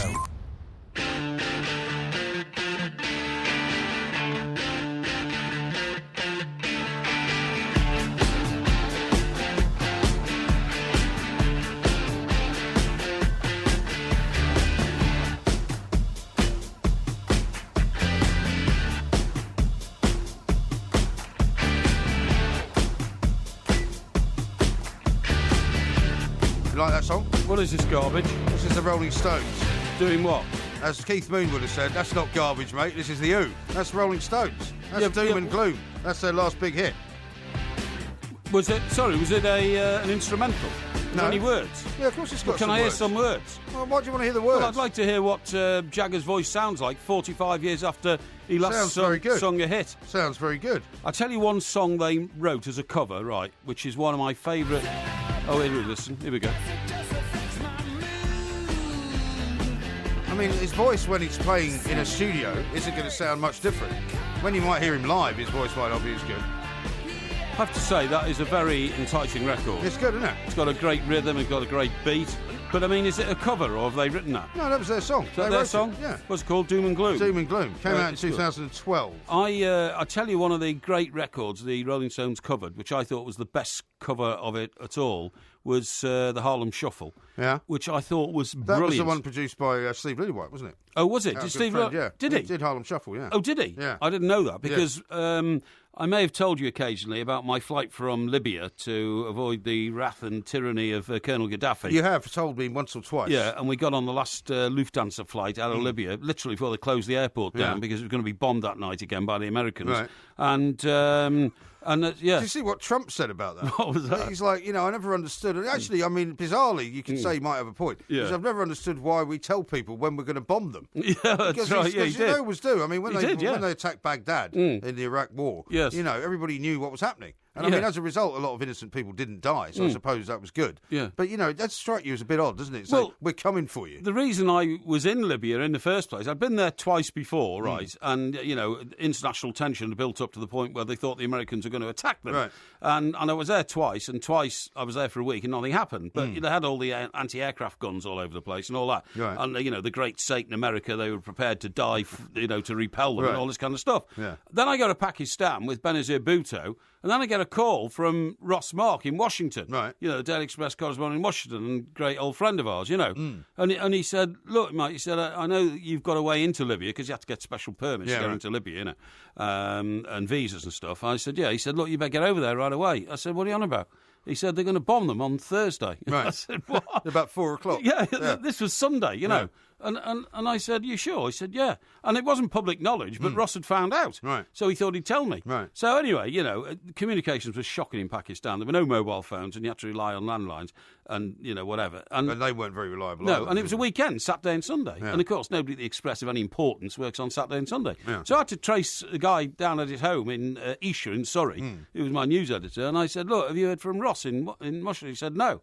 He said, what's he told you? He said, he's told me that the Americans are going to bomb Libya. I mean, imagine having this call in Esher, lunchtime on Saturday from Pakistan. I mean, nowadays you'd be being monitored in highly high definition by the CIA. Absolutely. But, and one of your reporters, one of your correspondents is telling you that there's going to be this bombing raid, and he must have thought I'd been drinking, except that Pakistan's a dry country. Yeah. The only thing available was Newcastle Brown Ale. And how could they have that if it was a dry country? If you signed a pledge that you were a Christian, you got a drinking licence, you're allowed to drink 4 bottles of Newcastle Brown Ale a day. Brilliant. Yeah. But I used to go around bribing people to sign pledges that they were Christians, so I could have another 4 bottles. So I had a collection of 20 bottles of Newcastle Brown Ale in my room, and had a party with the girls from the British Airways flight that had flown in. Very nice too. It was great, yeah. Was there any horizontal refreshment? Well, I can't go into that because that's illegal in certain parts of Pakistan with certain people. Right, yeah. But anyway, the point of the story is, so I get hold of the guy in Esher, John Jinks it was, and I said, I've been advised, and I'm the only one who's got a visa. Do you want to go to Libya? Yeah. And he said, yeah, you better go right away. And to get there was like... So how did you get there from, where were you, Karachi? No, I was in Lahore. I was in Lahore, and I had to fly from Lahore to Karachi, funnily enough, and then Karachi to Athens. Right. But all this was being done on a basis of when you got there, try and find a flight. There were no computers or anything. Although in the Pakistani International Airlines office in Lahore, they had this bank of computers, and I thought, great, at least they'll be able to do something. So I went and I said, look, I've got to get out of here. Yeah. Oh, yes, sir. And I said, and where do you want to go? I said, I want to go to Tripoli in Libya. Right. They're all laughing and all that. And I said, so anyway, this guy, It's amazing when you think back, though, to Exactly. how much more difficult it was to actually do that. I mean, how are you going to pay for it to start off with? Right. They didn't take credit cards and all this kind of stuff, So, the guy, so he's very helpful. I said, well, look, can't you look on your computer? Yeah. And he said, what? Because they had these computer screens. Yeah. I said, look on your computer and see when the next flights are going and reroute me, route me there somehow. He said, these don't work. There's nothing in them. There wasn't. There were computer screens and, there were keyboards, but they weren't fixed to anything. They weren't linked up. Right. There was just furniture. And I said, OK, so what do you suggest then? He said, I suggest you go to the airport and get a flight. I said, where to? He said, well, anywhere going in that direction. Yeah. So I did. I went there. So that was how you got to Karachi and then on to Athens. I got to Karachi, and in Karachi, I said, I've got to go to Tripoli. He said, well, the country opposite Tripoli is Athens. We gave you a flight there, so I went there. And then I got to get the last flight across the Great Satan Sea to Tripoli. Great Satan Sea. Presumably when you arrived and they said, why have you come here? You didn't say, because you're going to get bombed at 4 o'clock on Thursday. Well, I thought I'd better not to tell them that, you know what I mean? But you still have to wait 36 hours in the airport before they let you in. Right. And I only just got there in time before they blew the roof of the hotel off. But that's another story. Yes, indeed. Why are we talking about that? We were talking about that because what happened was, when all that was over, we had to do a dash from the airport and get out. If we hadn't got out on the last flight, they were going to ship us to Damascus for some unknown reason in Syria because they accused us of spying. Right. And we scrambled on the plane, literally, because the captain of the Lufthansa flight made seats available for us. Very kind of him. And it really did us a favour. And I was sat next to Derek Hudson.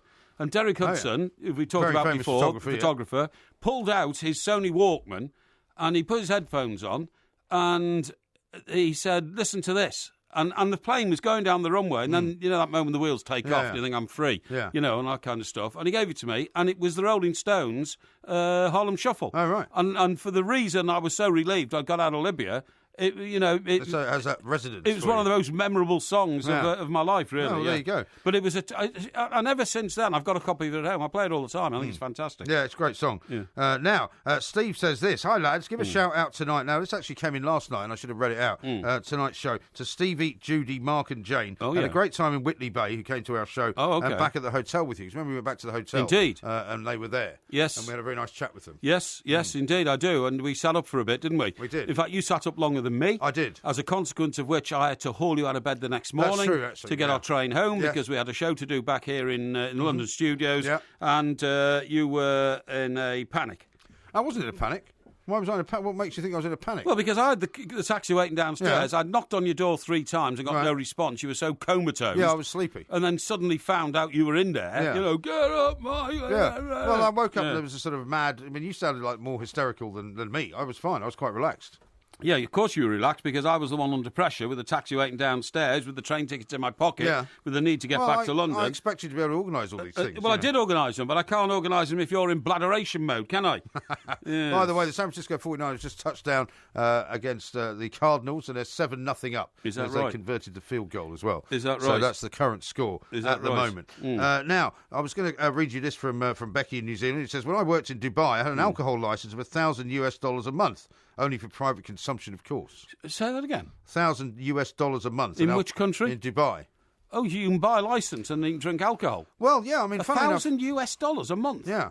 That's an enormous tax, that. Well, not really. $1,000 a month? Well, no, I think the licensee says that you can spend $1,000 a month. Oh, I see. Well, I assume that's what she means. Oh, you haven't got to pay $1,000 a month just for the privilege of drinking. I don't think so. Oh, you could spend $1,000 a month. Yes. Oh, that's all right. Yeah, that wouldn't have been too bad. Well, would it? I mean, even you'd probably be all right with $1,000. I mean, when I went to Dubai, we had to do. This is the story about the couple that had committed adultery with each other. Yes, there were two couples living out there in Sharjah, which was like a sort of territory, one of the Emirates. Yes, and Sharjah was a dry emirate, right? And so you couldn't get a drink. But all the Brits who lived there, most of them worked in the oil business, they could go to a hole in the wall and buy alcohol only at designated times of the day. Right. And they had to show a foreign passport. So, I see, yeah. So the locals couldn't drink. Right. But they could. Yes. And they could only do it in designated places, like in a particular bar or in their own home. Sure. But when I was in Dubai, I mean, all the hotels had a drink. It wasn't like a problem. Andy Townsend and I were in Dubai for some reason. I can't remember what it was now. And we found that every hotel had almost like a disco in the cellar where they sold lots of drink. And we went to one, which is an Irish bar, and of course, Andy used to be the captain of the Irish football team. And I mean, they probably had pictures of him on the wall. They did, yeah, literally. He was greeted as a hero. Yeah. You know, he went in there, got a free drink all night, right? And that was in. That was the only reason you probably worked with him, really, wasn't it? Yeah, it was actually. Yeah, where was that? That was, I don't know. I can't remember the hotel, the Hilton or Marriott or something like that. But anyway, no, it was good. Listen, strange things happen when we do this show, right? Yeah. For instance, I've just been told that. On this day in 1919, the Dutch airline KLM was established, right? Was it? Yeah. And it stands for Koninklijke Luchtvaart Maatschappij. Really? Yeah, which is... I have no idea what that means. It's Dutch. The Luft bit, I assume, means the air. Yeah, the air, yeah. And the Koningschijk must mean like Dutch air services or something like that. All right. Anyway... I used to fly in KLM quite a lot. Did you? Yeah, because I used to fly from Glasgow down to Schiphol to go to America to see the kids. Oh, okay, fine. Yeah, get the transatlantic. Who would take you across the Atlantic? Well, sometimes KLM would, but I could basically at Schiphol you could get anything. Anything, that's right. Yeah. Anyway, the point of the story is that it is the oldest airline in the world still flying under its original name. Yeah, that's interesting. Because if you think about it, British Airways used to be BEA that's and right. BOAC. And BOAC, yeah. And all the American airlines have changed their names over the years, haven't they? They have. In fact, some of them have gone out of business. Well, they've all TWA, merged, haven't they? Pan Am. Yeah, they've all gone merged out with of each business. other. Yeah. I mean, nowadays when you fly, you're kind of in some kind of weird amalgam for things that are going on. Because British Airways are now owned by Spanish Iberia, I think. No, it's the other way around. No, I think it's... AIG, which is the holding company, headed up by Willie, what's his name? He used to be head of British Airways, now head of the group. But I'm pretty sure it's a Spanish-owned organisation. Delighted to say it's still a British company, and it owns the majority holding in Iberia, and a few other airlines around Europe. Yeah, yeah. But they're all kind of interconnected now. Almost every Yes, they are. they're connected with United, they're connected with American. Exactly, it's a bit of a minefield. But anyway, we've got lots more to do. Coming up, we're going to go over to America and talk to our good friend, Mr. Scott Phillips over in Florida. He's been evacuated out of Miami, and I think he's in a place called Sarasota, and we'll find out just how bad the weather is. He's an evacuee! He certainly is. This is Talk Sport.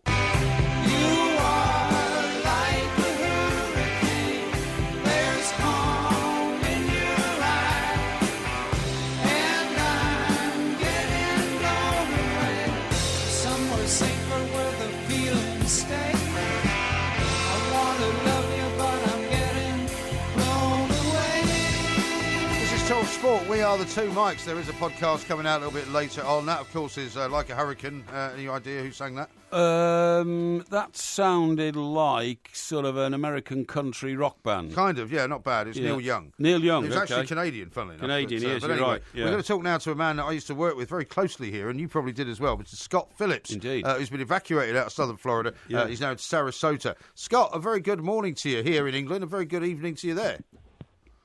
Good morning, Mike. Yeah, I'm in Sarasota, which is actually just south of Tampa, but it's in the safe zone on the western side of Florida. Right. So, I mean, you must have this kind of problem every so often. This is a massive storm, though, isn't it? I mean, have you ever been evacuated before? No, I'm new to Florida, so this is all kind of new to me, although, of course, Florida residents have seen this many, many times before. This is the strongest storm in recent U.S. history, for the past few years at least. But they all seem to be taking it in their stride. Out of Miami, it seemed to me that nobody was really that worried about it, which to me was kind of strange because it was new to me. Right. But then, of course, further north is where it's getting serious. So the evacuations are being taken much more seriously, especially tonight and through tomorrow morning is when they're due to be hit in the Jacksonville area.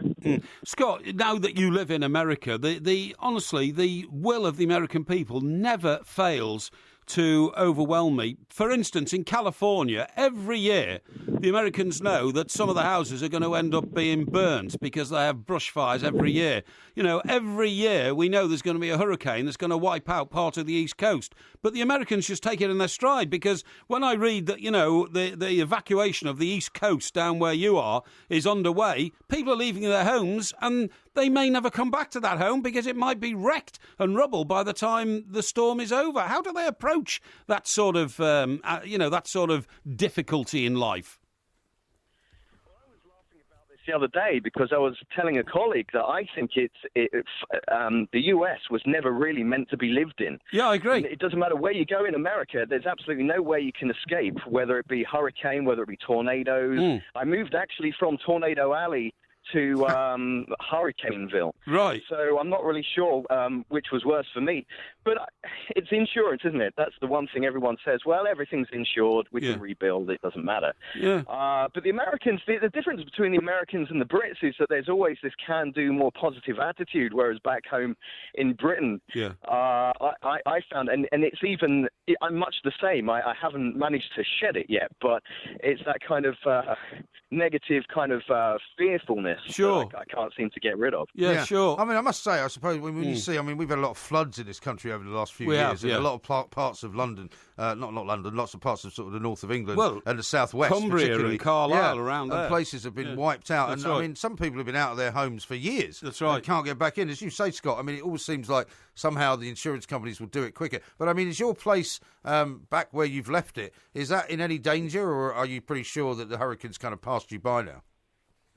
Well, no, because in Miami, although everyone seems to be thinking that they've got rid of the storm because the hurricane, the eye of the storm passed by, tonight at 11 p.m., roughly, they're due to get the back tail end of that storm. Right. So they could very well be close to hurricane conditions, but, more on the tropical storm side of things.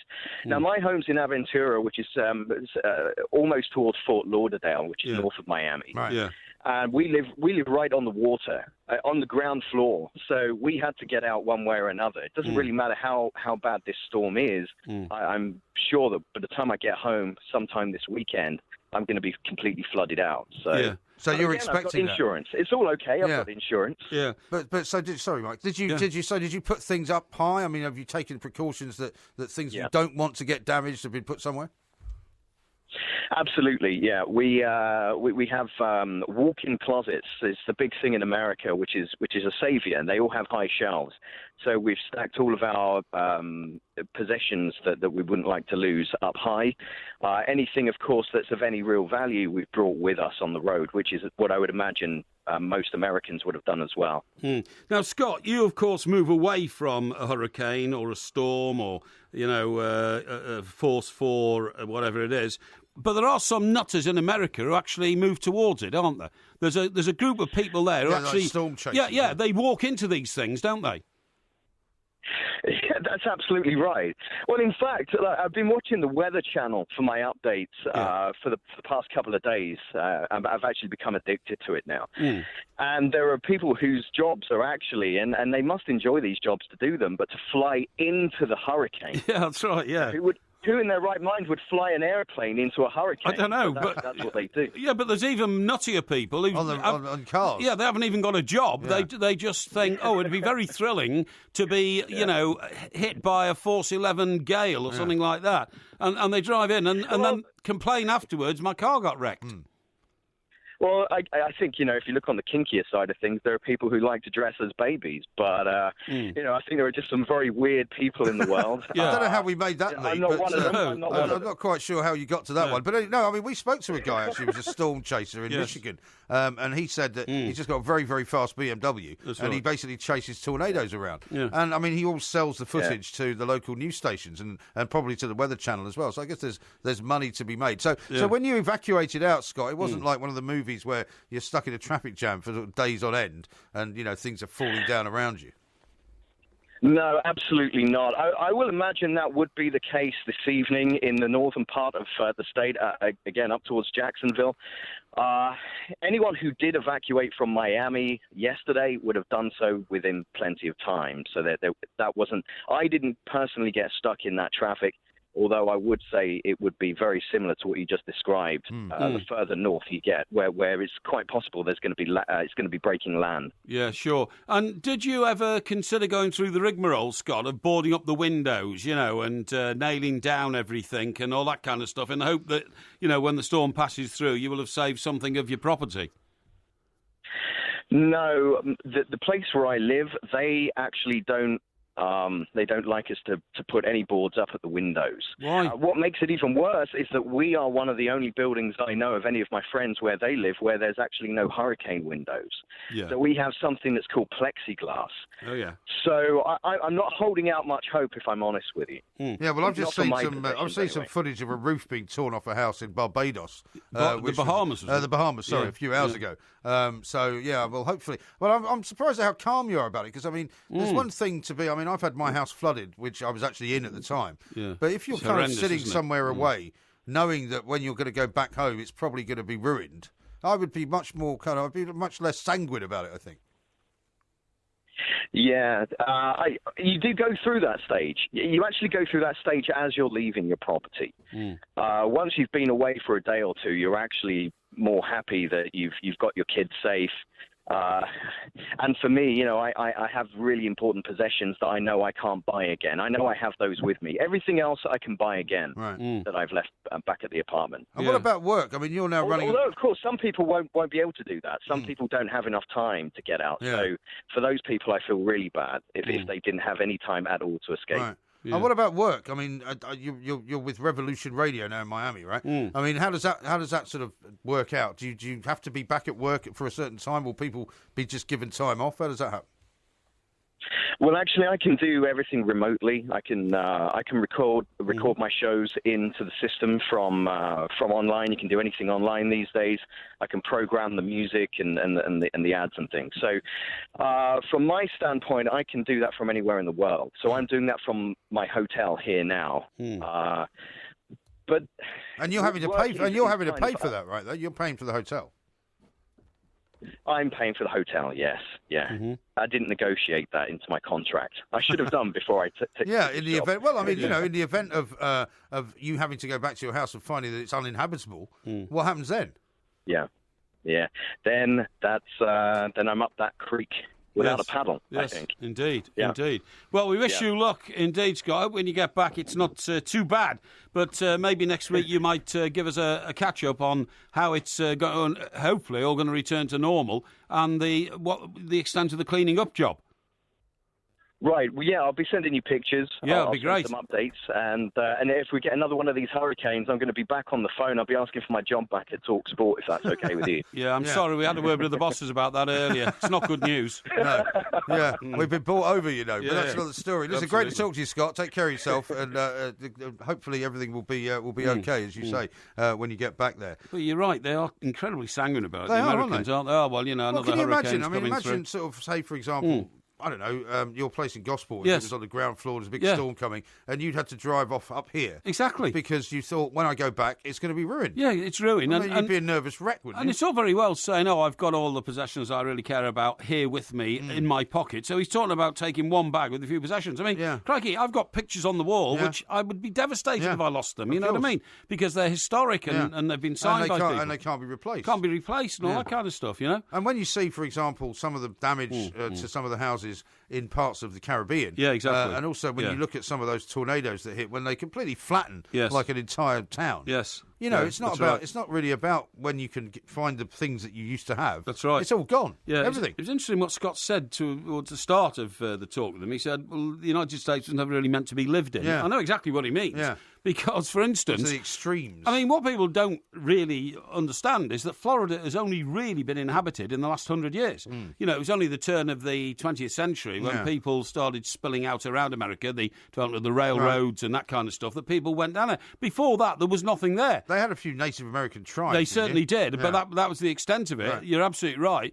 But, for instance, the people who bang on about climate change all the time, it's now been discovered that there were far more hurricanes and violent storms in Florida 250 years ago than there are now. Right. The only difference was nobody ever lived there then, so they weren't recorded. Right, sure, absolutely right. David says this on the subject of alcohol in the Middle East. When I was in Cairo, there were secret bars where they had a case full of Johnny Walker bottles with locals' names on them. Really? Yeah. Where was that? In Cairo. In Cairo. In Egypt. I didn't know Cairo was a dry city. Well, I think over time maybe it has been in the past. Yeah, okay, and it probably is now. I don't know. Yeah, not sure. Yeah, probably or parts of it will be anyway. By the way, the Cardinals have also got a touchdown now, so it's 7-7. The Cardinals have what? I've got a touchdown. Really? Yeah. Oh, God, so it's 7-7. But here's something that's right interesting for you, because I know you're a student of these things and how sport and the media evolve. Yes. Right now, because I've got this from Russell, he's asking if I've gerrymandered his Twitter account, because he's got a note from Twitter saying you can now watch the NFL live, the Cardinals against the 49ers, Thursday Night Football, streaming in full HD. Oh, really? So you can actually watch it on Twitter. Oh, blimey. Sorry, am I yawning? Sorry about that. Yeah, but, this is a significant event. It's a significant event. It means significant to who? Significant to anyone who is a fan of football. Yeah, and we don't have many in this country. No, because they will start, Facebook and Twitter will start streaming live sporting events. Oh, my God. And you should be concerned about that. You should know about that, because that's the business you're in. Yeah, and if you're going to tell me you're disinterested in that, then I'm very sorry for you. Well, it's not as interesting as the fact that it is today Vladimir Putin's 64th birthday. How about that? Oh, well, I'm sure you've sent him a card. Isn't that amazing? We can talk about that coming up. Maybe we'll play the Russian national anthem for you. This is Talk Sport. Пусть бегут неуклюже пешеходы по лужам, а вода по асфальту рекой. И неясно прохожим в этот день непогожий, почему я веселый такой. Ах, я играю на гармошке у прохожих. Now, I'm sure, given your connections with the Kremlin, you'll recognise that. Yes, that's it's Russian. That's the Russian version of Happy Birthday. It is. It's a birthday song. Exactly. In Russian. Yes. It's. So, would you like to currently make a statement about your friend, Mr. Putin? Well, he's not a friend of mine, obviously, but I mean, I've said that he's a strong leader, and strong leaders always do draw admiration from their people. Sometimes, it's misinformed admiration if they're dictators and all that kind of stuff. But, no, the only thing I'd say is Russia's going through an incredible period of change. And next week we're on Talk Radio, aren't we?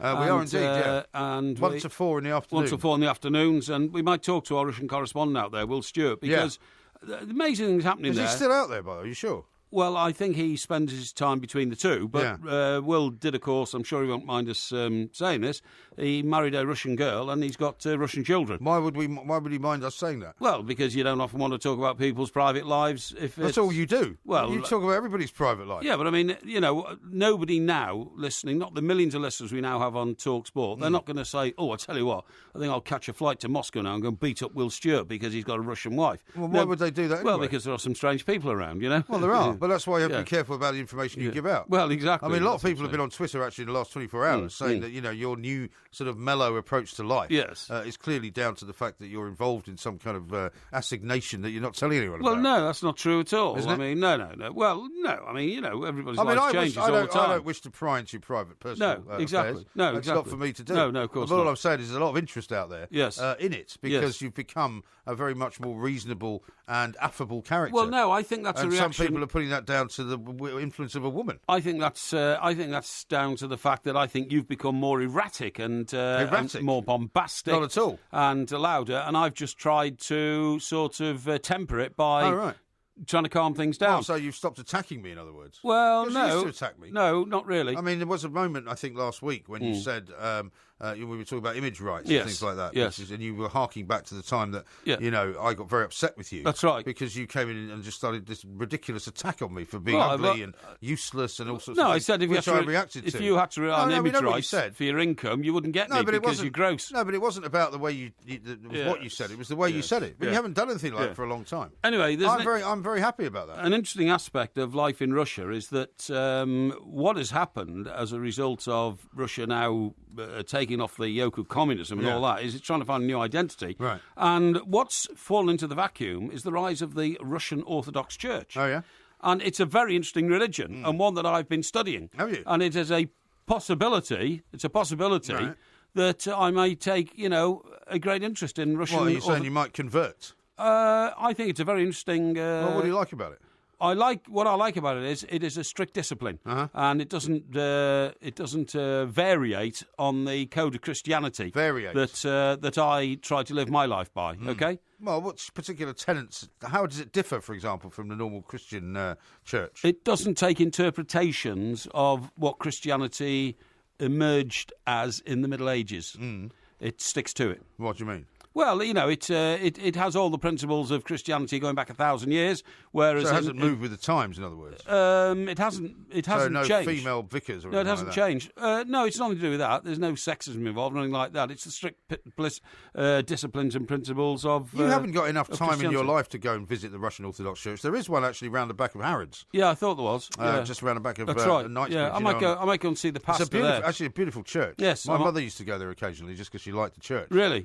Yeah. But she also liked Harrods. But, she would go to the two places at the same time. Yeah, I might at some stage. I don't think you've got the discipline to be a properly religious person. Well, I've been looking for a new religion for a long time. Why?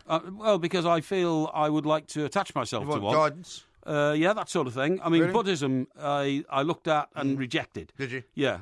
Why? Well, because a lot of people who follow Buddhism wear pink shirts. What? Well, it's their favourite colour.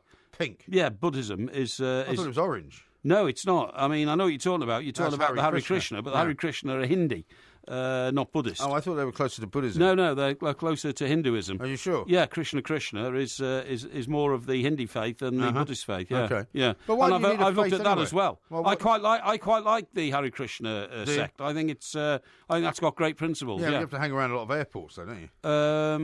Well, not necessarily. You're talking about the film airport, which made fun of it. No, I'm not talking about the film airport at all. I mean, you used to always see them in the airport. Yeah, but you used to see them in LA airport. You didn't used to see them in New York. You used to see them in loads of airports. I've never seen them in New York. Really? No, never. Maybe you're too bladderated. No. You see them on the West Coast, but then all fruitcakes in America live on the West Coast, so that's hardly surprising, is it? Well, how about the guy that wrote all those songs for Michael Jackson lived on the West Coast? I don't think there's anything wrong with him. No.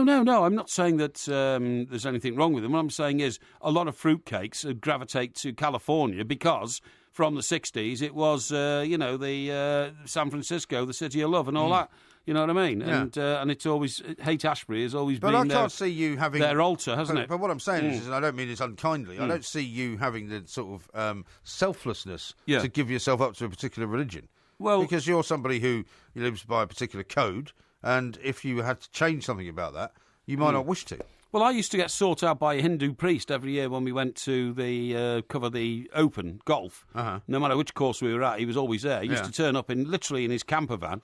He had a traditional Volkswagen camper van, you know, like the old hippie ones. Yeah, that's right. Yeah. And he lived in a Hindu retreat. In Scotland. Okay. I went to one of those places once in Hertfordshire. That's right. Yeah. In fact, I think we've talked about this. I think it was maybe George Harrison's old house. Oh, right. Okay. Yeah. Yeah. Which he gave to them, didn't he? Which he gave them. That's right. Yeah. And this guy used to come down to the golf tournament because people in the champagne tent, in particular, the Bollinger tent, where Mr. Brazil and I used to spend a lot of time, were very generous in drink. Yeah. And in fact, to this day... It's quite a smart place to hang around in. It is a smart place to hang around. To this day, I will tell you that he regarded me as the biggest mug in Britain. Really? Yeah, because this Hindu guy used to turn up and he said some days I'll give him like £350 notes, you know, for the work. Well, to help his work at the Hindu retreat in Ayrshire. Right. Yeah. What did he do with it? What? What did he do with it? Well, he took it back to Ayrshire. No, I know, but what did he spend it on, though? Oh, he spent it on educating people who wanted to learn about Hinduism. Oh, okay. Yeah. All right. Yeah, so, you know, I think it's a great principle to all that. Well, I think everybody needs, like, a guide and light in their lives. And there's no harm in so seeking. Do you feel as if without one you are lost? I don't. No, I don't think I'm lost, but I think my life could perhaps be better had I a. Something's definitely happened to you. No. Something has definitely happened to you.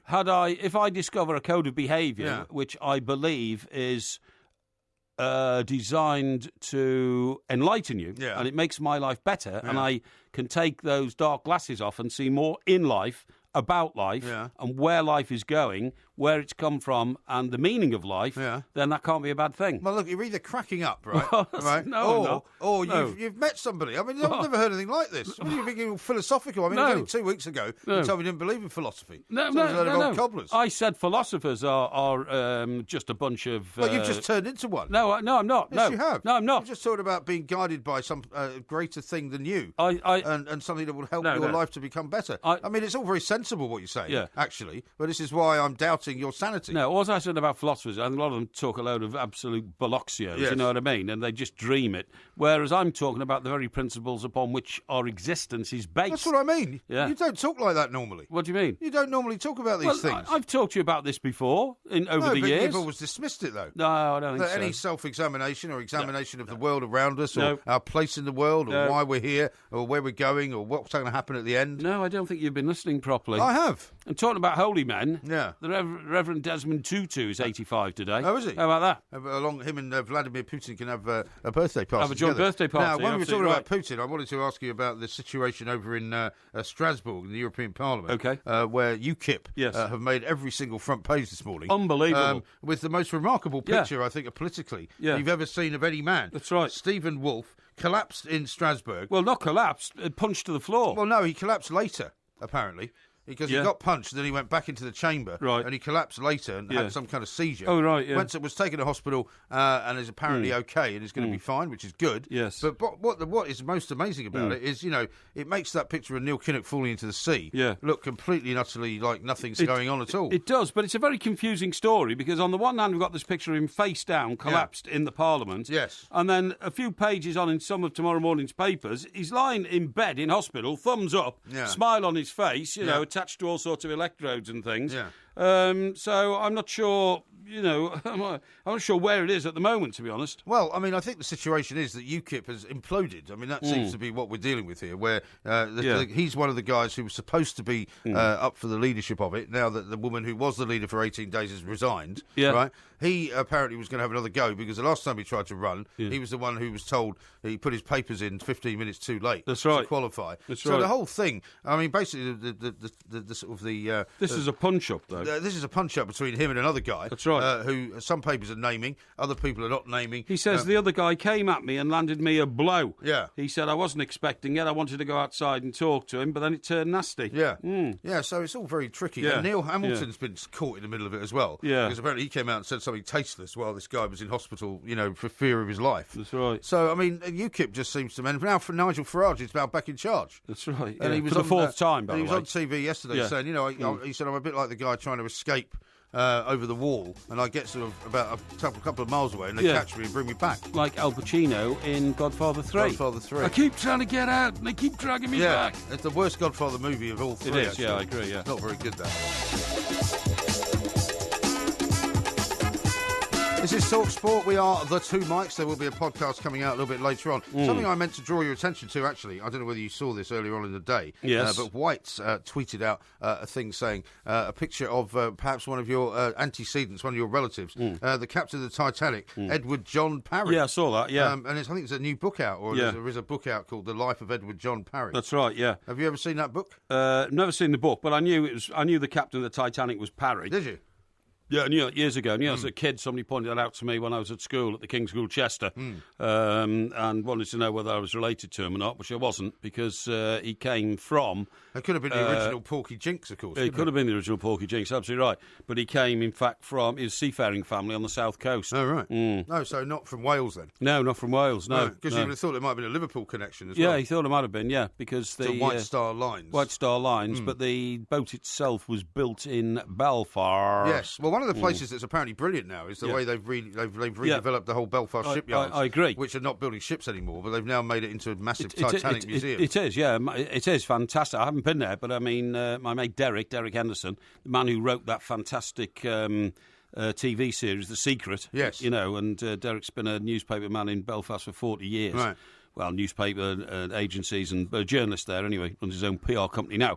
He told me all about it because he had a fair bit of influence in the setting up of it, and it makes me wonder why we don't have heritage sites in this country to match it. For instance, when I first worked up in Newcastle, right, I lived in Wallsend, and at the end of my street was Swan Hunters. Yes. And you will... Same in Glasgow. Same in Glasgow, yeah. But you will see, if you look through the archives in the local paper, the Newcastle Evening Chronicle, at the end of the street I lived in, the hull of a ship loomed over the houses. Right. I mean, massively into the air, like the stand of a football stadium. When I lived in a new development on the Clyde, we were opposite where they were still building, actually, the Navy ships. Yeah, exactly, a BAE sort of that's right, British Aerospace, yeah. Incredible. In fact, they once launched a ship into just opposite from where I lived, and it hit the other side of the river. Yeah, it does, because the wave and... But it wasn't meant to, though. Takes over. No, I know what you mean, but those things often happen if they get it wrong. They do. I mean, fantastic industrial history, and we shouldn't let it go. No, exactly. Should never let it go. I had a couple of weird things happen to me this week that I haven't told you about yet. Yes. I was driving back a couple of days ago from getting my car MOT'd, which it finally got done, right? So it was all... the old jalopy? The old jalopy, MOT'd for another year. Well, it's MOT'd for another year. Yeah, but I mean, the price of an MOT costs more than the worth of the car. Not at all. 45 quid for the MOT, and it needed a couple of bits done to it, so all in all, I think it was about 200 quid. Yes. Which is, to have it work for another year is brilliant. Okay. And, if you say so. I may be getting a new car later on in the new year. Oh, yes? You've got plans for that, have you? I have got plans, but I'll talk to you about that another time. Well, we better make a few bob then over Christmas. I hope so. Two things strangely happened to me, right? One was, as I was driving back, I had the window open. Yes. And I was driving up a road very close to where I live. Which is another one of these very sort of slow 20-mile-an-hour signs. There's a hotel there, right? Yes. As I was driving past the hotel, not particularly paying attention to anything. Yeah, which hotel was it? I'm not going to tell you what hotel it is. Why not? Because then everyone... Well, it is a secret. It's a public hotel anyway, go on. Well, yeah, but I don't need to give out absolutely every single detail of exactly where I live and all the rest of it. Okay. I don't know why you want me to do that. Yeah. I mean, it's all very well for you to put you put your address out on Twitter. Well, by mistake, yeah. But it's now on the internet, so anyone can find it. Anyway, the point is that something hit me on the shoulder. Something hit you on the shoulder? Something hit me on the shoulder. In your car? In my car. Ooh. I was driving the car, and all I could tell you is the sensation as I looked and as it happened. Yes. But it happened so quickly. Yes. And it seemed to me like a rolled up bit of paper. Right. Like somebody had thrown it at me. But like a rolled up bit of chip paper or something? Well, no, just a rolled up bit of paper. But it was hard enough for me to feel it. Right. But when I looked, it was gone. Because I was driving. Yes. And the thing was that at the part of the road that I was driving past, there wasn't anyone on the street. There wasn't anyone. There isn't anywhere above the level of the street where somebody could have been to throw it. Yes. And I can only assume that it dropped out of the sky. Well, bits of paper don't drop out the sky. Well, I know that. Well, maybe it wasn't. I don't know what it was though. It wasn't a bird. It wasn't... Did this paper land in your car? No, it hit me on the shoulder. And then bounced out again? And bounced back out, because when I stopped the car, as it was further up the road when I got out to get to my house, it wasn't in the back. It hadn't gone back into the back seat. Well, didn't you walk back and try and find it? No. I would have done. Why? Well, because if some mysterious object hit me in my car and it had come out of literally nowhere... It did come out of nowhere. Well, that's a ridiculous story. It must have come from somewhere. Well, yeah, I know that, but the only logical explanation is it came out of the sky. Mm. Isn't that weird? Well, extremely weird. Somebody's thrown it from somewhere. No. Were you passing blocks of flats at the time? No, I've just told you. I was passing a hotel, right? Well, somebody's thrown it out of a hotel window, haven't they? No, they couldn't, because the hotel is not situated in such a way that you could throw it that far. Because there's a block, and then the rooms are further back from the street. Yes. So nobody could have thrown it from the hotel. Very odd. I think it's very weird. Yeah, and what's the other strange thing that happened to you then? The other strange thing that happened to me was on my street this week. I noticed about 3 days ago, which is a very residential street, not much commercial traffic at all. Yeah. There was a massive lorry, the like of which would be like an 18-wheeler, as you would describe it. So you'd say a Plantechnicon? Pantechnicon, not a Planktechnicon. Yeah. A Pantechnicon was parked there, right? And I didn't think too much of it the first time I saw it. Yeah. But then I noticed the next night that I came home from here, it was still there. You're right. Next time I looked at it was 2 days later, and the windows in the front had curtains drawn around them, right? Yeah, well, that means some guy's sleeping in the cab. So you think some guy's sleeping in the cab. Yeah, but this is day 3 by this time, right? Right. And again, I was thinking... And it was still in the same location? Stuck in the same location. Well, it hadn't moved? Hadn't moved. What were the parking rules? There are no parking rules. You can park there. Where? In my street. Oh, I see, OK. So, I mean, that's not an issue, right?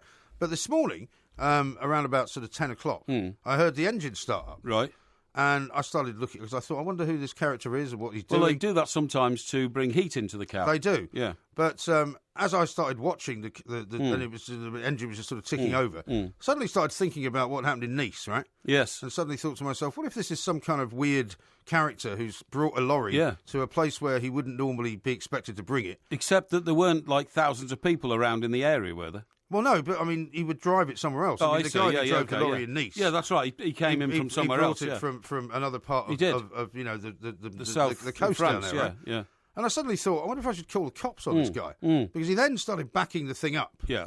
And backed it all the way down my street. Right. Until it was out of sight. Yes. He didn't drive it forward. Right. Right. He was backing it. And you can't back it up. I actually took a picture of it, right? Yeah. There's a picture of it there. Because I thought, if anything happens with this character, I'll have his number plate. Yeah. And the company name on the lorry was Fraikin, Fraikin. So you looked them up? I did, and apparently it's a lorry leasing company. Right, OK. Based up in the north somewhere. Well, funny enough, the guy in the south of France leased the lorry. Yeah, So I mean, look at that. I mean, that's the size of the lorry parked in the street. It's huge. Very unusual. Huge. Very unusual.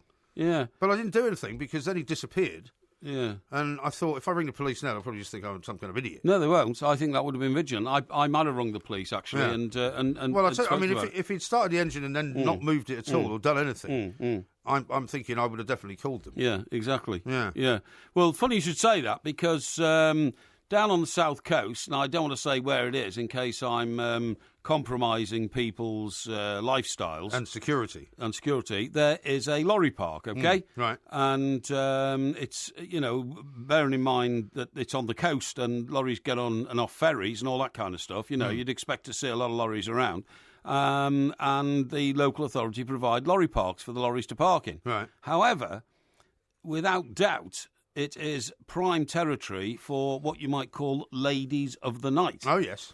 And you see a lot of lorries there right. with the curtains closed around the cab. Right.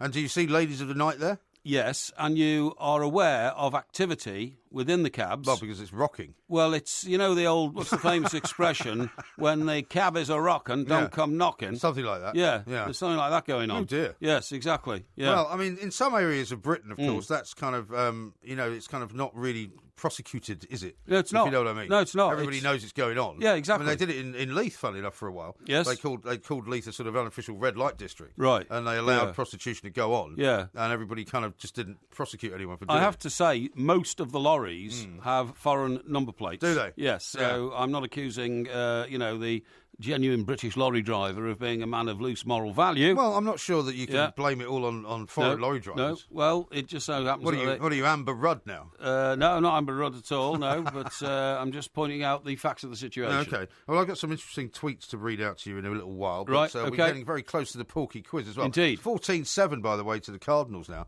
So they're winning. 14-7. Yeah, we'll keep you updated on that. This is Talk Sport.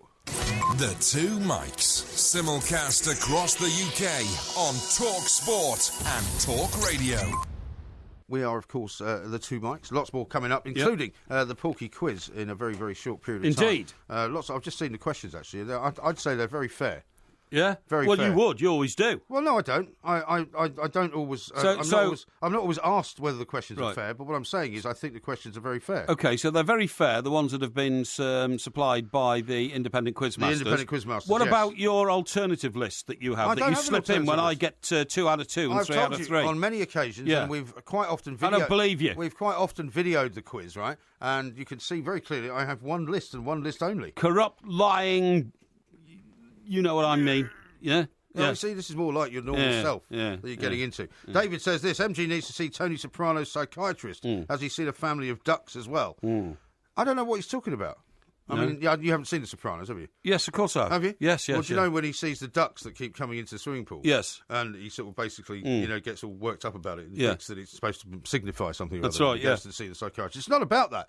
I was definitely hit on the shoulder by something, and I definitely saw a lorry, which looked very unusual. Well, that lorry story's worrying me. If anything instant takes place over the weekend, in the south of England involving a lorry, then you will have been guilty of ignoring your duties as a citizen. Well, if you think I should, then I'll call the cops this morning and just I think you should. I think you should. Tell them I've got his number plate. Yeah, I think you should. And describe it. I think you're doing your duty as an alert citizen because it may well also be, by the way, that in the past, the 3 days that it was sitting there, somebody else in the street did that as well, because it's very unusual to see it. Yeah, why a lorry would hang around for 3 days in a suburban street, free of parking restrictions. Yeah. Maybe you could say the guy was trying to avoid parking charges in the lorry park or something like that.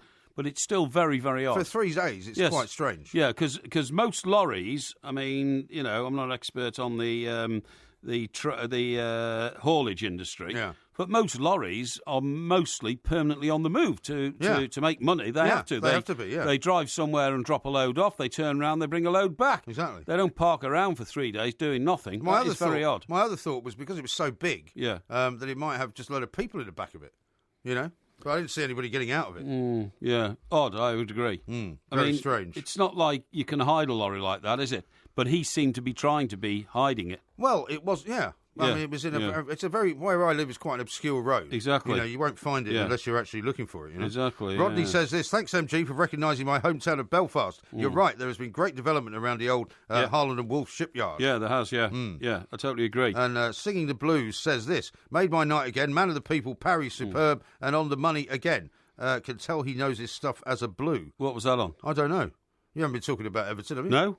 Particularly? No, but I mean, I could if you wanted me to. Well, but, maybe you talk about Seamus Coleman, I suppose you mentioned. Oh, yes, I did, yeah. But I'm always very happy to take a compliment. Thank you very much indeed. Brendan says this, the driver was taking his weekly rest period in the lorry, and trucks have night heaters, so you don't need to start the engine.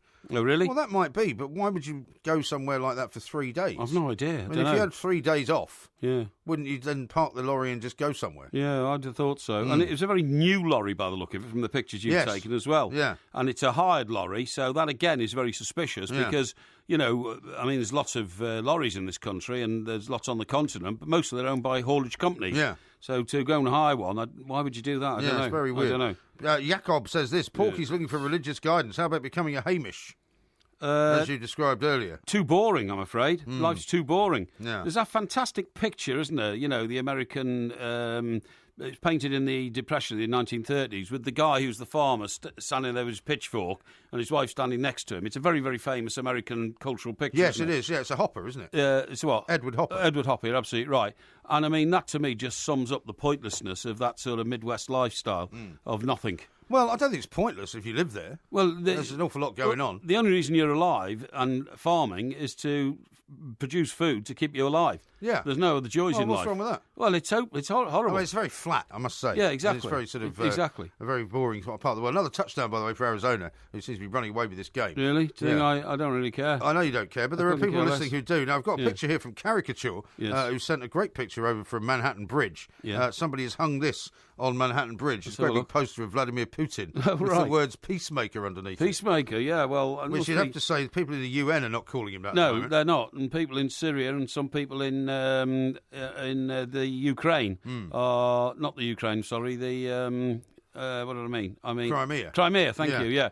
Well, that's certainly part of the don't Ukraine, regard him. isn't it? Yeah, it is, yeah. Certainly don't regard him as... but it's not all the Ukraine, if you see what I mean. Well, no, I was thinking more in terms of what's going on in Syria, actually. Yeah, well, Syria, certainly, but in the Crimea as well. A lot of people would not call him a peacemaker. Yes. Here's one from Luxury Lizzie, who says, ever the optimist, I say 4 on the Elizabeth Taylor quiz. My glass is half empty, so I say 2. Oh, really? Did some homework. Really? Yeah. That doesn't show a great deal of confidence.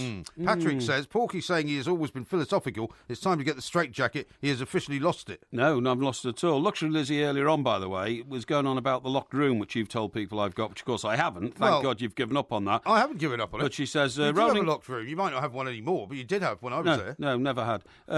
Rolling Stones locked away in a room. I think we know that would be the locked room at your gaff, Mr. Parry. Well, no. No? No locked room, honestly, promise you. All right. Right, now then, I'll tell you what I want to talk to you about. This is interesting, and it's worth discussion, right? Now, a new report says that even in 300 years' time, the average life expectancy of a human being will never surpass 125. I saw this story the other day, actually, because they were talking about, because there's a woman in the UK now who's 122.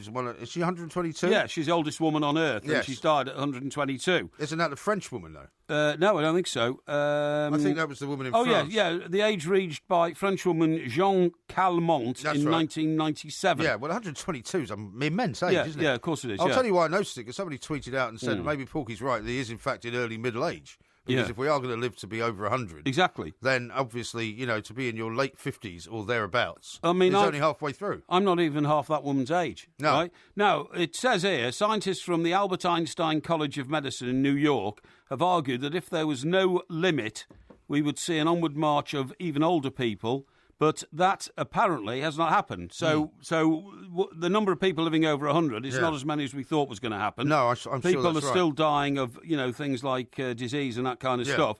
But no matter how long the world goes on, it says the human body will never be able to live beyond 125. But you wouldn't want to, would you? I certainly wouldn't want to, but you get the feeling that, considering... I mean, look at it this way. In the Middle Ages... You got married when you were about 14 or 15 because mostly you're expected to die at the age of 28 or 30 or 32. And Oliver Cromwell, for instance, lived till he was over 60. Right. That was 20 years. That was ancient.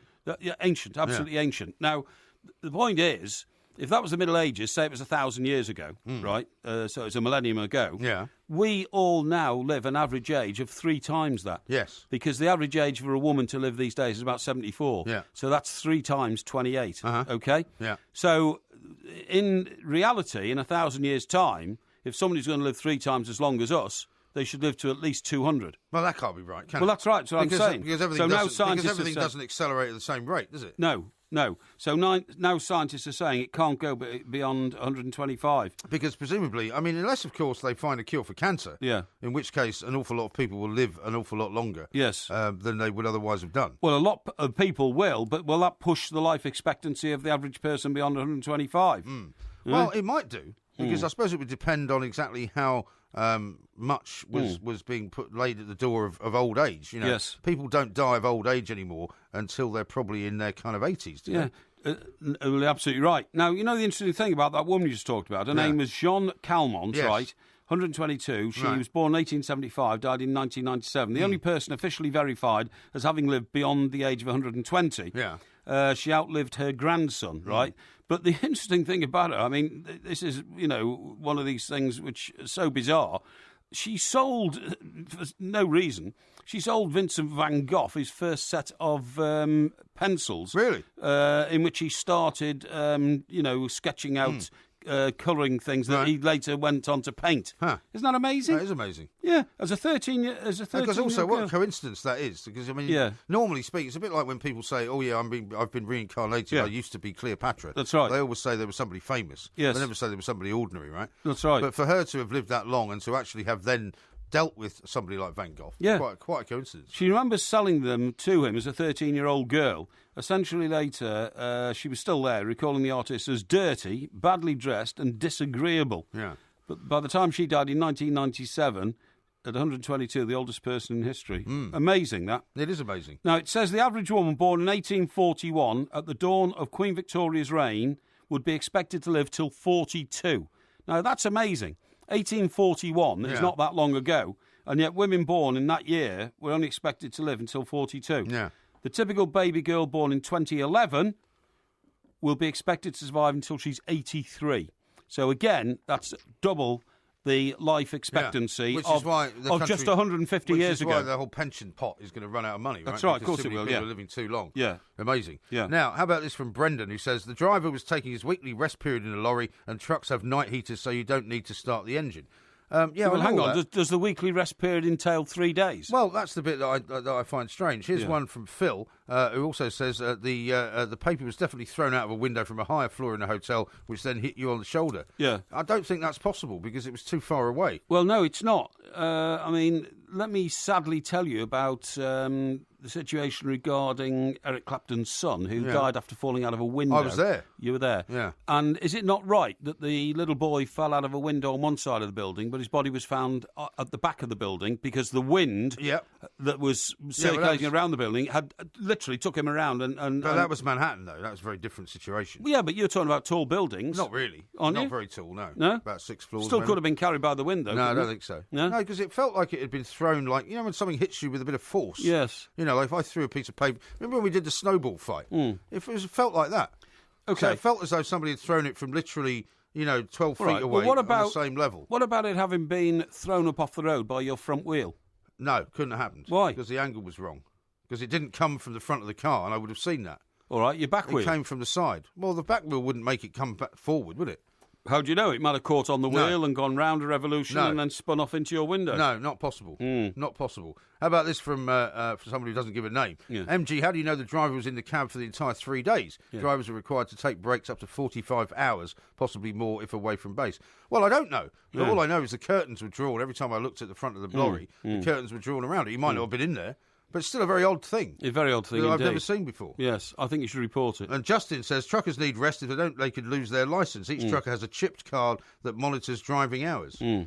But, but for 3 days. Yeah, that's very strange. Yes, very yes, strange. it's very odd. Andrew says the curtain's drawn, but obviously indicate that they just didn't want somebody saying something inside. They're inviting themselves in. I don't understand that. No, I don't either. No. And he said maybe the lorry driver was staying with somebody on the street, and they could have left it there to save on parking costs.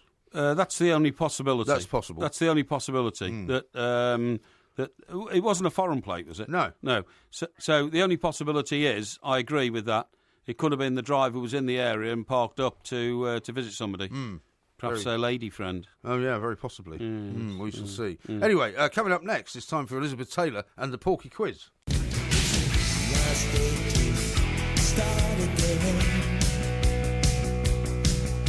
It's a nice day for a white wedding. It's a nice day to start again. Quite a good choice of music, that, isn't it? For Elizabeth Taylor. Well, that's Billy. What's his name, isn't it? That is, yeah, Billy Idol. Billy Idol. Yeah. And do you know what? That is very, very timely, actually. Well done, John, because on one occasion when I was coming out of Los Angeles, I was in the old, VIP lounge or whatever, and of course Elizabeth Taylor spent most of her life living in Los Angeles. And Billy Idol was in the lounge, and I had a long chat with him. Did you? Yeah, he was a good guy. He was in his punk era, and that record went to the top of the charts. Yeah. White Wedding, yeah. Well, that was another sort of MTV favourite, wasn't it? That's right, it certainly was. Yeah. Anyway, we're not doing Billy Idol. Maybe we'll do him in the future. Yeah, okay. We are doing Elizabeth Taylor. You okay then? Right. Yeah. Now, 10 questions are coming. If you get one right, you will hear this sound. You make me sound just awful. And if you get one wrong, you'll hear this sound. Don't you know anything? Oh, that's interesting. That's good, isn't it? Now, question number 1. Are you ready? Yes. What was the title of the movie in which Elizabeth Taylor made her screen debut? Her screen debut? Yeah. Her screen debut was at MGM, and she had some castings, but the first film she made, which was a success, was when she was 12, was National Velvet. Incorrect. No! Don't you know anything? It was There's One Born Every Minute in 1942. Before National Velvet. Well, I mean, that was her screen debut. That was hardly a film. What do you mean it was hardly a film? That was a casting, and No, nobody ever saw it. No, it's not true. That was a film. That was her screen debut. Question number 2. Rubbish. Question number 2. Yeah. She received a record-breaking fee for her role as Cleopatra in 1963. Yes. How much was it? It was the first time now thinking aloud here, thinking aloud. It was the first time a woman actress received a fee. Actress? Yeah, a woman actress. As opposed to what? As opposed to a man actor. It was the first time an actress received a fee of $1 million plus a percentage of the production rights because she'd inherited ownership of the production company or a percentage of the production company from her former husband who died, Mike Todd. So what's your answer? The answer, How much was the fee? $1 million was the fee for the acting, plus a percentage right of the. Well, it's $1 million is the answer, so right. I'll give you that. Hey!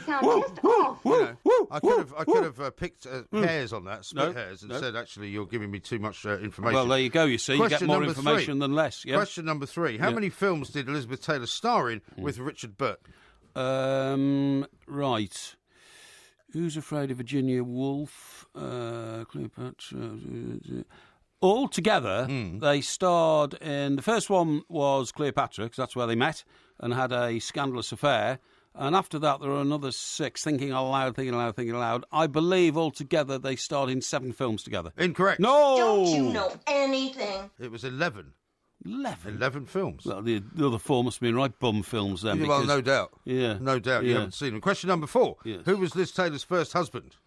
Liz Taylor's first husband was the heir to the Hotel Empire, of which, by the way, we are staying in when we go to Liverpool. We've sorted it. Why are you telling everybody where we're staying? Well, OK, but there's a few of them around. It was Conrad Hilton. Correct. Hooray! You make me sound just awful. 2 out of 3. Actually, 2 out of 4. 2 out of 4, OK. Conrad Hilton 50%. Jr., technically. Yes. 1950 to 51. Right. Wasn't a particularly long marriage. No, it wasn't. Question number 5. Yes. Because this is the anniversary of his marriage to Elizabeth Taylor, Yes. the question is, where is Larry Fortensky from?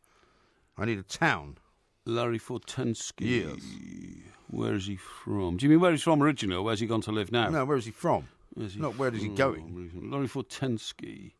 Well, now that's interesting because they met, thinking aloud here, they met in the Betty Ford Clinic when she went to be treated for sort of addictions, and he was a chronic alkie. Such a compassionate man. Yeah, exactly, yeah. And so, therefore, you have to say he was probably a California-based guy. So I would say that he would have come from... Let me think. I'm thinking aloud here. See, I think it's either San Francisco or San Diego. So it could be Milwaukee. I don't know why that rings a bell. Milwaukee? Yeah. I'm just thinking aloud.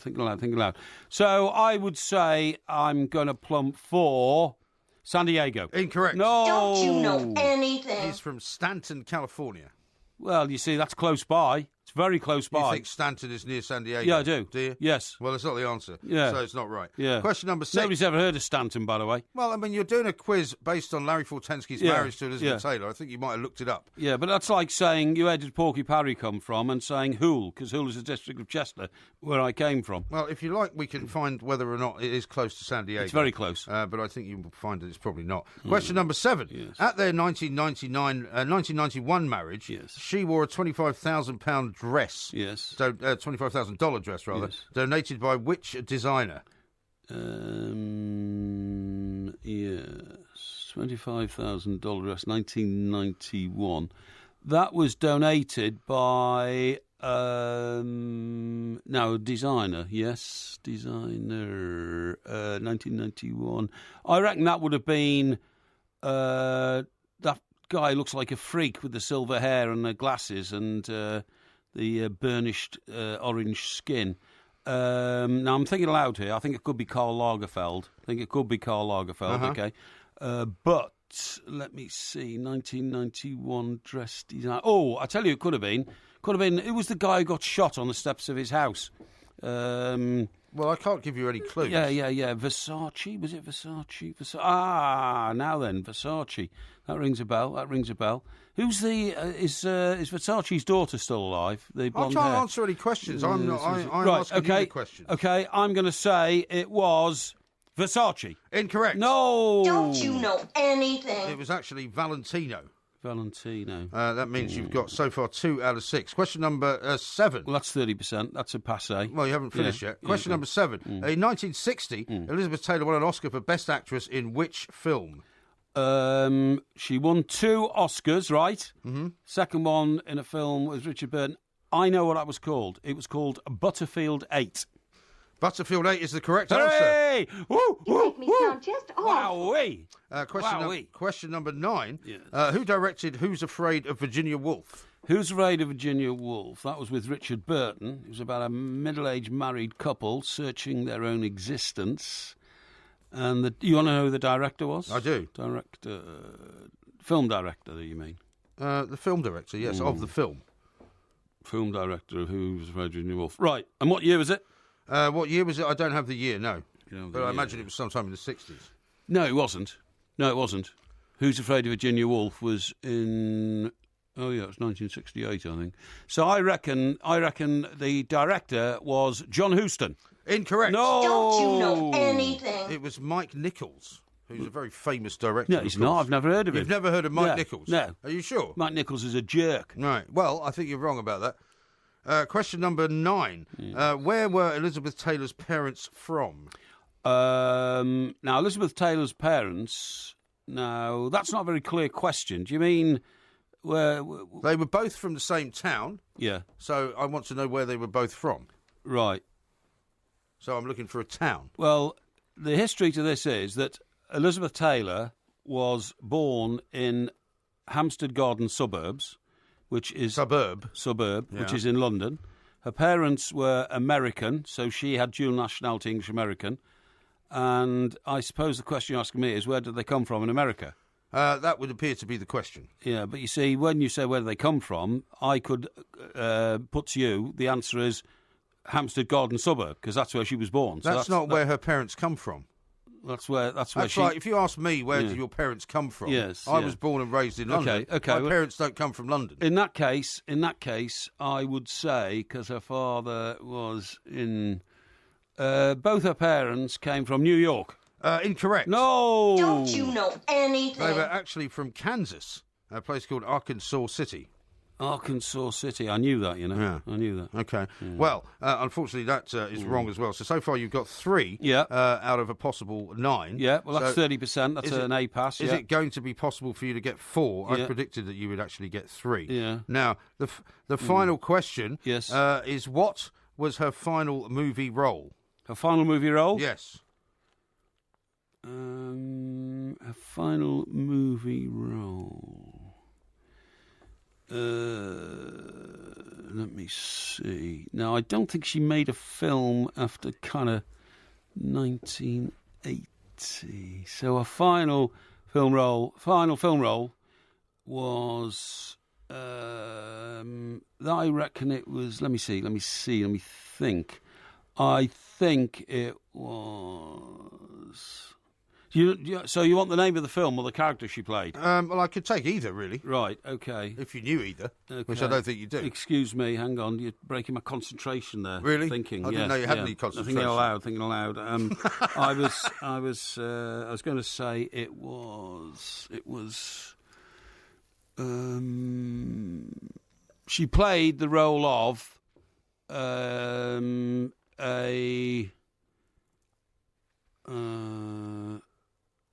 yes, I'm just trying to think this one through. I'll have to hurry you. Think loud. Okay, her final film role was in a film with Richard Burton, and she played the role of a middle-aged housewife.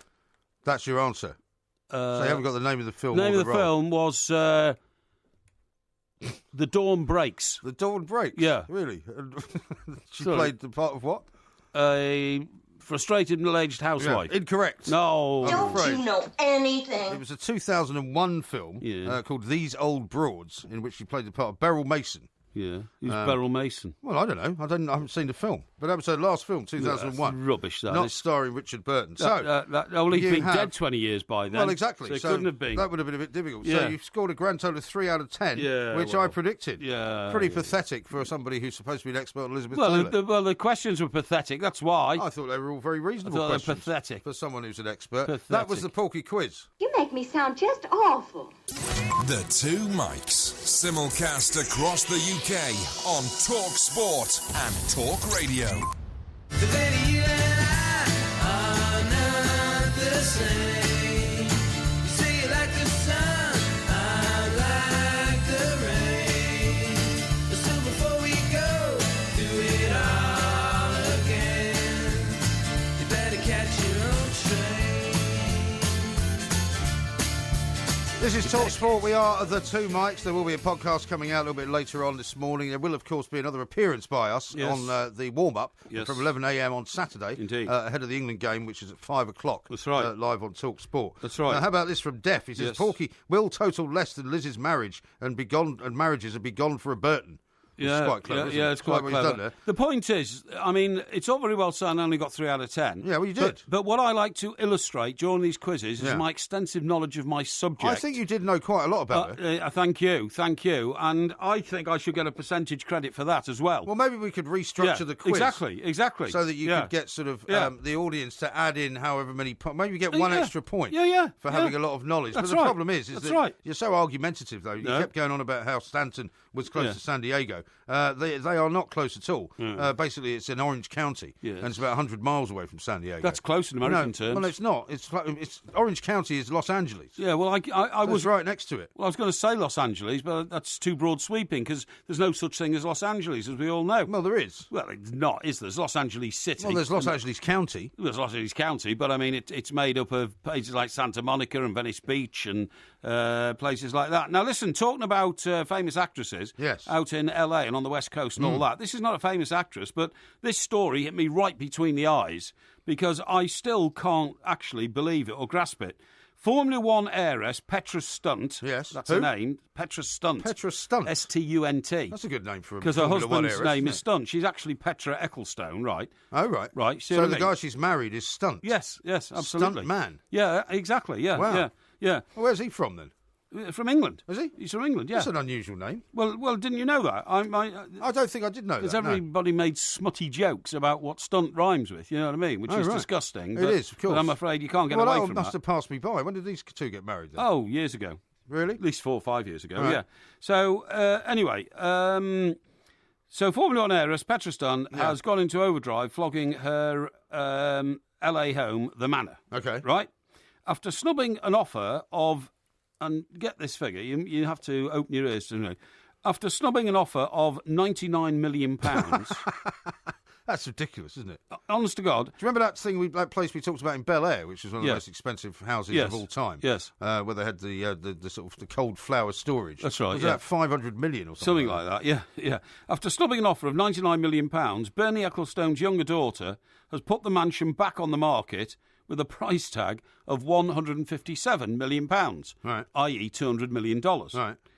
Petra, who is 27, I mean, can you believe this? Her father bought her a house worth $100 million in 2011 when she was 22. That's crazy, isn't it? I mean, how can that be possibly sensible or good or smart for any father to give her daughter? Yeah, listen to this. You know? Petra, 27, bought the manor from Candy Spelling, who, of course, was the widow of... Aaron Spelling. Who was the man who owned Dynasty, That's the right. TV series, right? Yeah. For $100 million in 2011. That's 5 years ago when she was 22. Yeah. She once hired 500 builders to carry out multi-million-pound renovations. 500? 500 builders. Dear me. 500 builders. It's a different world, isn't it? I mean, 500 builders on your house would be the same number of builders used to build a block of apartments. Yeah. Well, it's I mean, ridiculous. it would be the same number of used to build like the Empire State Building. That's what I'm saying. Yeah, 500. Yeah, Incredible. 500, yeah. She once hired 500 builders to carry out multi-million-pound renovations, adding a giant aquarium and a nightclub. Now, this is the most amazing thing about this story. Right. This house is now worth $200 million. Yeah. But listen to this. The manor has 14 bedrooms. Ridiculous. Why only 14? A house that What, size... you think 14 bedrooms is not enough? I think it's ridiculous. If the house is worth $200 million, it's the size of a hotel. Yeah. Right? Right. 'Cause that's what a hotel Well, I costs. suppose that would be a small boutique hotel, wouldn't it? Yeah, well, that's what a hotel costs. And a hotel would have, 100 rooms. Yeah. 100 bedrooms. I saw a place for sale in Sussex the other day for Yeah. £1 million, but it had 13 bedrooms, and it was described as a sort of bed and breakfast opportunity. I was going to say, sounds like a sort of farmhouse type thing. Yeah, exactly. Yeah. But anyway, just to finish this... It's a lot of hoovering, though, isn't it? A lot of hoovering, yeah. The manor has 14 bedrooms, 27 bathrooms. 27? 27 bathrooms. So- It's got twice as many bathrooms as it's got bedrooms. That's also mad, isn't it? Now, how does that work out? Well, I guess you must have various bathrooms which are not... Well, presumably you've got all of them en suite, which is 14. So that's 14. So you've got another 13 maybe elsewhere. Yes. So if you had a nightclub, you've probably got a couple there. Yeah. If you had a One for the gardener. Swimming pool, you've probably got one. Yeah. You need one Gardener. off the kitchen. Yeah. You need one for the gardener maybe. One off the living room maybe. You'd need a family one, I suppose. A couple upstairs, which are just general. Unbelievable. Easily done, you know. Yeah. The area for parking, in case friends visit, can accommodate 100 cars. I find this ludicrous. I mean, that's like a car park. Yeah, That's I like find it ludicrous. That's a car park, right? Petra has described the house in the sales Why is she patter selling it? as quite cosy. I've no idea. Quite cosy. I mean, Isn't her sister the one who's building down into the place that she's got in London? I think or so. in fact, she's already done it. I think she's so. got a in Mayfair or something like Yeah. that, and she's got already a cinema and all that kind of thing. It's nonsensical. But what you just said is the crucial issue. Why does a father just say to his daughter at 22, "Oh, don't worry, darling, I'll buy you a £100 million I mean, I suppose it's a bit difficult. $100 million house. I suppose it's a bit difficult to expect them to just go off to university and then try and get an entry-level job somewhere on 20 Yeah, grand but a you year. think you're trying to make them a bit more grounded than buying them Yeah. a house worth £100 million. I know. $100 million, I'm sorry, at the age of 22. I know. Quite ridiculous. It is ridiculous. Yeah. I'm sure they're very spoiled. Yeah. I hope Mr. Stunt's got plenty of money. Yeah. Because, Well, he hasn't got any. Hasn't he? No. Well, I mean, not compared to his father-in-law. So he's got to landed on his feet then, has he? Is that Well, what no, you're telling me? I think he's landed in a mess, because if I had a wife whose father was a billionaire who just bought me a $100 million house to live in, then you are completely and utterly owned by the other side of the family. Yes, I suppose and you that's do what true. you're told, because if not, they'll pitch you out the $100 million house and you'll be on the streets. Yeah, exactly. Now, talking about property investment, by the way, I'm going to have a look at Budapest. Budapest? Yeah, property in Must be a beautiful city, that. It is, yeah. I haven't been there. Budapest, property prices in Budapest have risen 24% over the past year. Well, you've missed the boat then, haven't you? You don't want to get in there now. What's the point of doing it now? I'm telling you, it could still be an opportunity. It marks the city out as having the fastest growth of any city in Europe. Okay? Yeah. The Hungarian capital is enjoying a boom. This is a survey done by the British company Knight Frank. Locals are encouraged by subsidy schemes to invest in property, while foreign investors are snapping up apartments in the grand 19th century classical buildings, which they are renting out. Won't this have something to do with the outcome of Brexit and whether or not Yeah, I would Theresa think May so. does what she says she's going to do, which is to kickstart the whole thing in March? I think you're right. Well, what will happen, though? What? I mean, if you become, say, for example, an investor in a country which is part of the European Union, yes, and Britain then leaves the European Union, yes, what happens? Will you get told that you can't invest there? No, under no circumstances. Why should they? Well, Why I don't should know. they? That's what I'm asking. No. I mean, I have property investment in Poland. Right. And was that before they joined the European Union? Yeah, it was a long time ago, actually. It was about... But they could, I mean, they might, what I'm saying is 2002. they might change the rules on, whatever your tax level is or something. Well, yeah, they might, I suppose, but... To be perfectly honest, they've never had a problem there. I mean, property in Poland has tripled in value over that time because it's become a more sort of modern country, if you see what I mean. Well, they've also managed to get quite a lot of money out of this country and taken it back and invested it in Poland. They have, very much so. Very much so. A lot of the property boom in Poland has been funded by the British taxpayer, giving child subsidies to Polish parents who came here, went back, but are still entitled for another 2 years to child benefit. Right. Unbelievable. But also a lot of the money that they earned living here, they took back as well. Oh, without a shadow of a doubt. There's a company near me called the Polish Builders. Yeah. That's what it's called. Is it? Because they believe that the reputation of Polish workers is high enough to be able to make it a brand attraction. And without doubt, because I've spoken to some of these guys, they've done work on properties that I've had an interest in, they send money back to Poland. Yeah. Without a shadow of a doubt. That's why they come and work here. Yeah. And that fuels an economic boom in Poland. But anyway, it says here, the growth rate in Budapest has been beaten only by 3 Chinese cities, Shenzhen, a technology hub, has taken the number one spot in the world after prices rose there by nearly 50% in the year to June. Shouldn't you be more interested in going to China? Well, Shenzhen is the place where they built that new airport, do you remember? Yeah. In a record 5 months or something like that. And where the size of the city doubled in 2 years. But haven't they also got problems there where some of the places they built have just not been occupied? Yeah, they have, yeah. And they're kind of like ghost towns. Yeah, they've got a bit of that, yeah. But I don't think you need to be looking at new business opportunities at this time in your life. Well, do you? It says the two worst performers, now this is what worries me, Moscow, 11% down, and Jaipur, 10% down. Jaipur? What, in India? In India, yeah. Right, okay. I've been to Jaipur. Yeah, I know you have, yeah. Okay. How do you know that? Well, you told me about this mad venture you got involved in India. Yeah, well, it wasn't a mad venture. Yeah. I just was visiting the place. That's right. I went to Jaipur because it was the home of the Maharajas and all that. That's right. And they owned, the people you were working for in this country were Indian. That's right. Yeah, I see. Yeah, Indian magazine I was working for. That's right. Yeah, exactly. Great place. Anyway, house prices in Britain, biggest riser. Which city do you think it is? House prices in Britain? Well, I would assume it's London, isn't it? No, it's Bristol. Really? House prices in Bristol rose 15.3%. Biggest increase in Britain for a number of years. Blimey. I don't know too much about Bristol. I know used to the know city Bristol is divided by a river, isn't it? Well, it is, yeah. Well, you know where the Clifton suspension bridge That's is, right? And then you've got sort of basically Clifton, which is the bit that's up on the hill, which has always been the quite ritzy type Yeah, that's of place. right, yeah. But then they've got a docks area. Yes, right. Because when I was at Bath University, we used to take the student paper over to Bristol and get it printed. Yes. And there's a couple of decent sort of theatres there, and the centre of Bristol, the old sort of docks part of it has been done up. It's quite a nice town, actually. Well, the docks part it's got one of those completely unnavigatable centres of one-way traffic. Yeah, you that's can't right. get your way around it. But the dock area you're talking about, you come down a hill to it, don't you? And there's it depends where you're coming from, I think. I remember a hotel called the Swallow Hotel on the hill down into the docks area. Really? Where I stayed one time. Don't know why. Don't know. Yeah, that I don't remember. That doesn't ring a bell. Well, it probably changed since those days. So, right. Okay. So anyway, plenty of opportunity. So you're going to choose Budapest over Bristol then?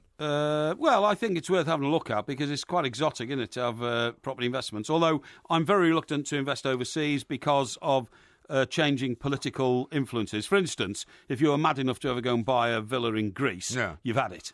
Wouldn't you get one cheap now, though? Well, yeah, you would, but nobody else will ever buy it because Greece is bankrupt. And the only reason Greece isn't officially, a poverty-stricken nation is because Angela Merkel has to prop it up. Indeed. Otherwise, the whole European project collapses. Okay. Here's one final tweet from David. What a pathetic effort, Porky. Into Capital, you said her last film was with Richard Burton. Yes. What a plank. Yes. Well, her last real film was with Richard Burton, put it that way. Okay? Incorrect. Yeah, which I know about, okay? So don't worry about it. Oh, don't worry. And I won't take any insults from any of you lot. How many of you lot have put your neck on the block and subjected yourself to a quiz week in, week out, huh? Yeah. Only certain You've got to stop talking There's only a certain amount of subjects you can know about. Exactly. This is Talk Sport. Look at the light! Don't forget to follow the Two Mics at the Two Mics on Twitter and on YouTube. Just look for Two Mics TV. Utah's a fascinating state. I wouldn't say that. It is, because there's nothing there. Well, it's not that there's nothing there. There's the Mormon Tabernacle Choir. Well, it is, and there's the lakes are salty. And the centre of the Mormon religion. Yeah. I mean, there's quite a lot going on there, but it's quite a boring place. Did you ever come across any of the Hamish? Hamish? Yeah. You mean the Amish? Yeah, the Hamish. Amish. Hamish is a Scottish fella, isn't he?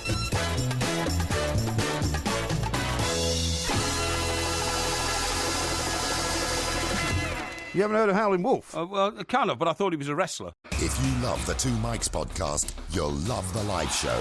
Weekday overnights from 1am on DAB Digital Radio and 1089 and 1053 AM and via the TalkSport app. TalkSport, your Premier League station with exclusive commentaries every weekend.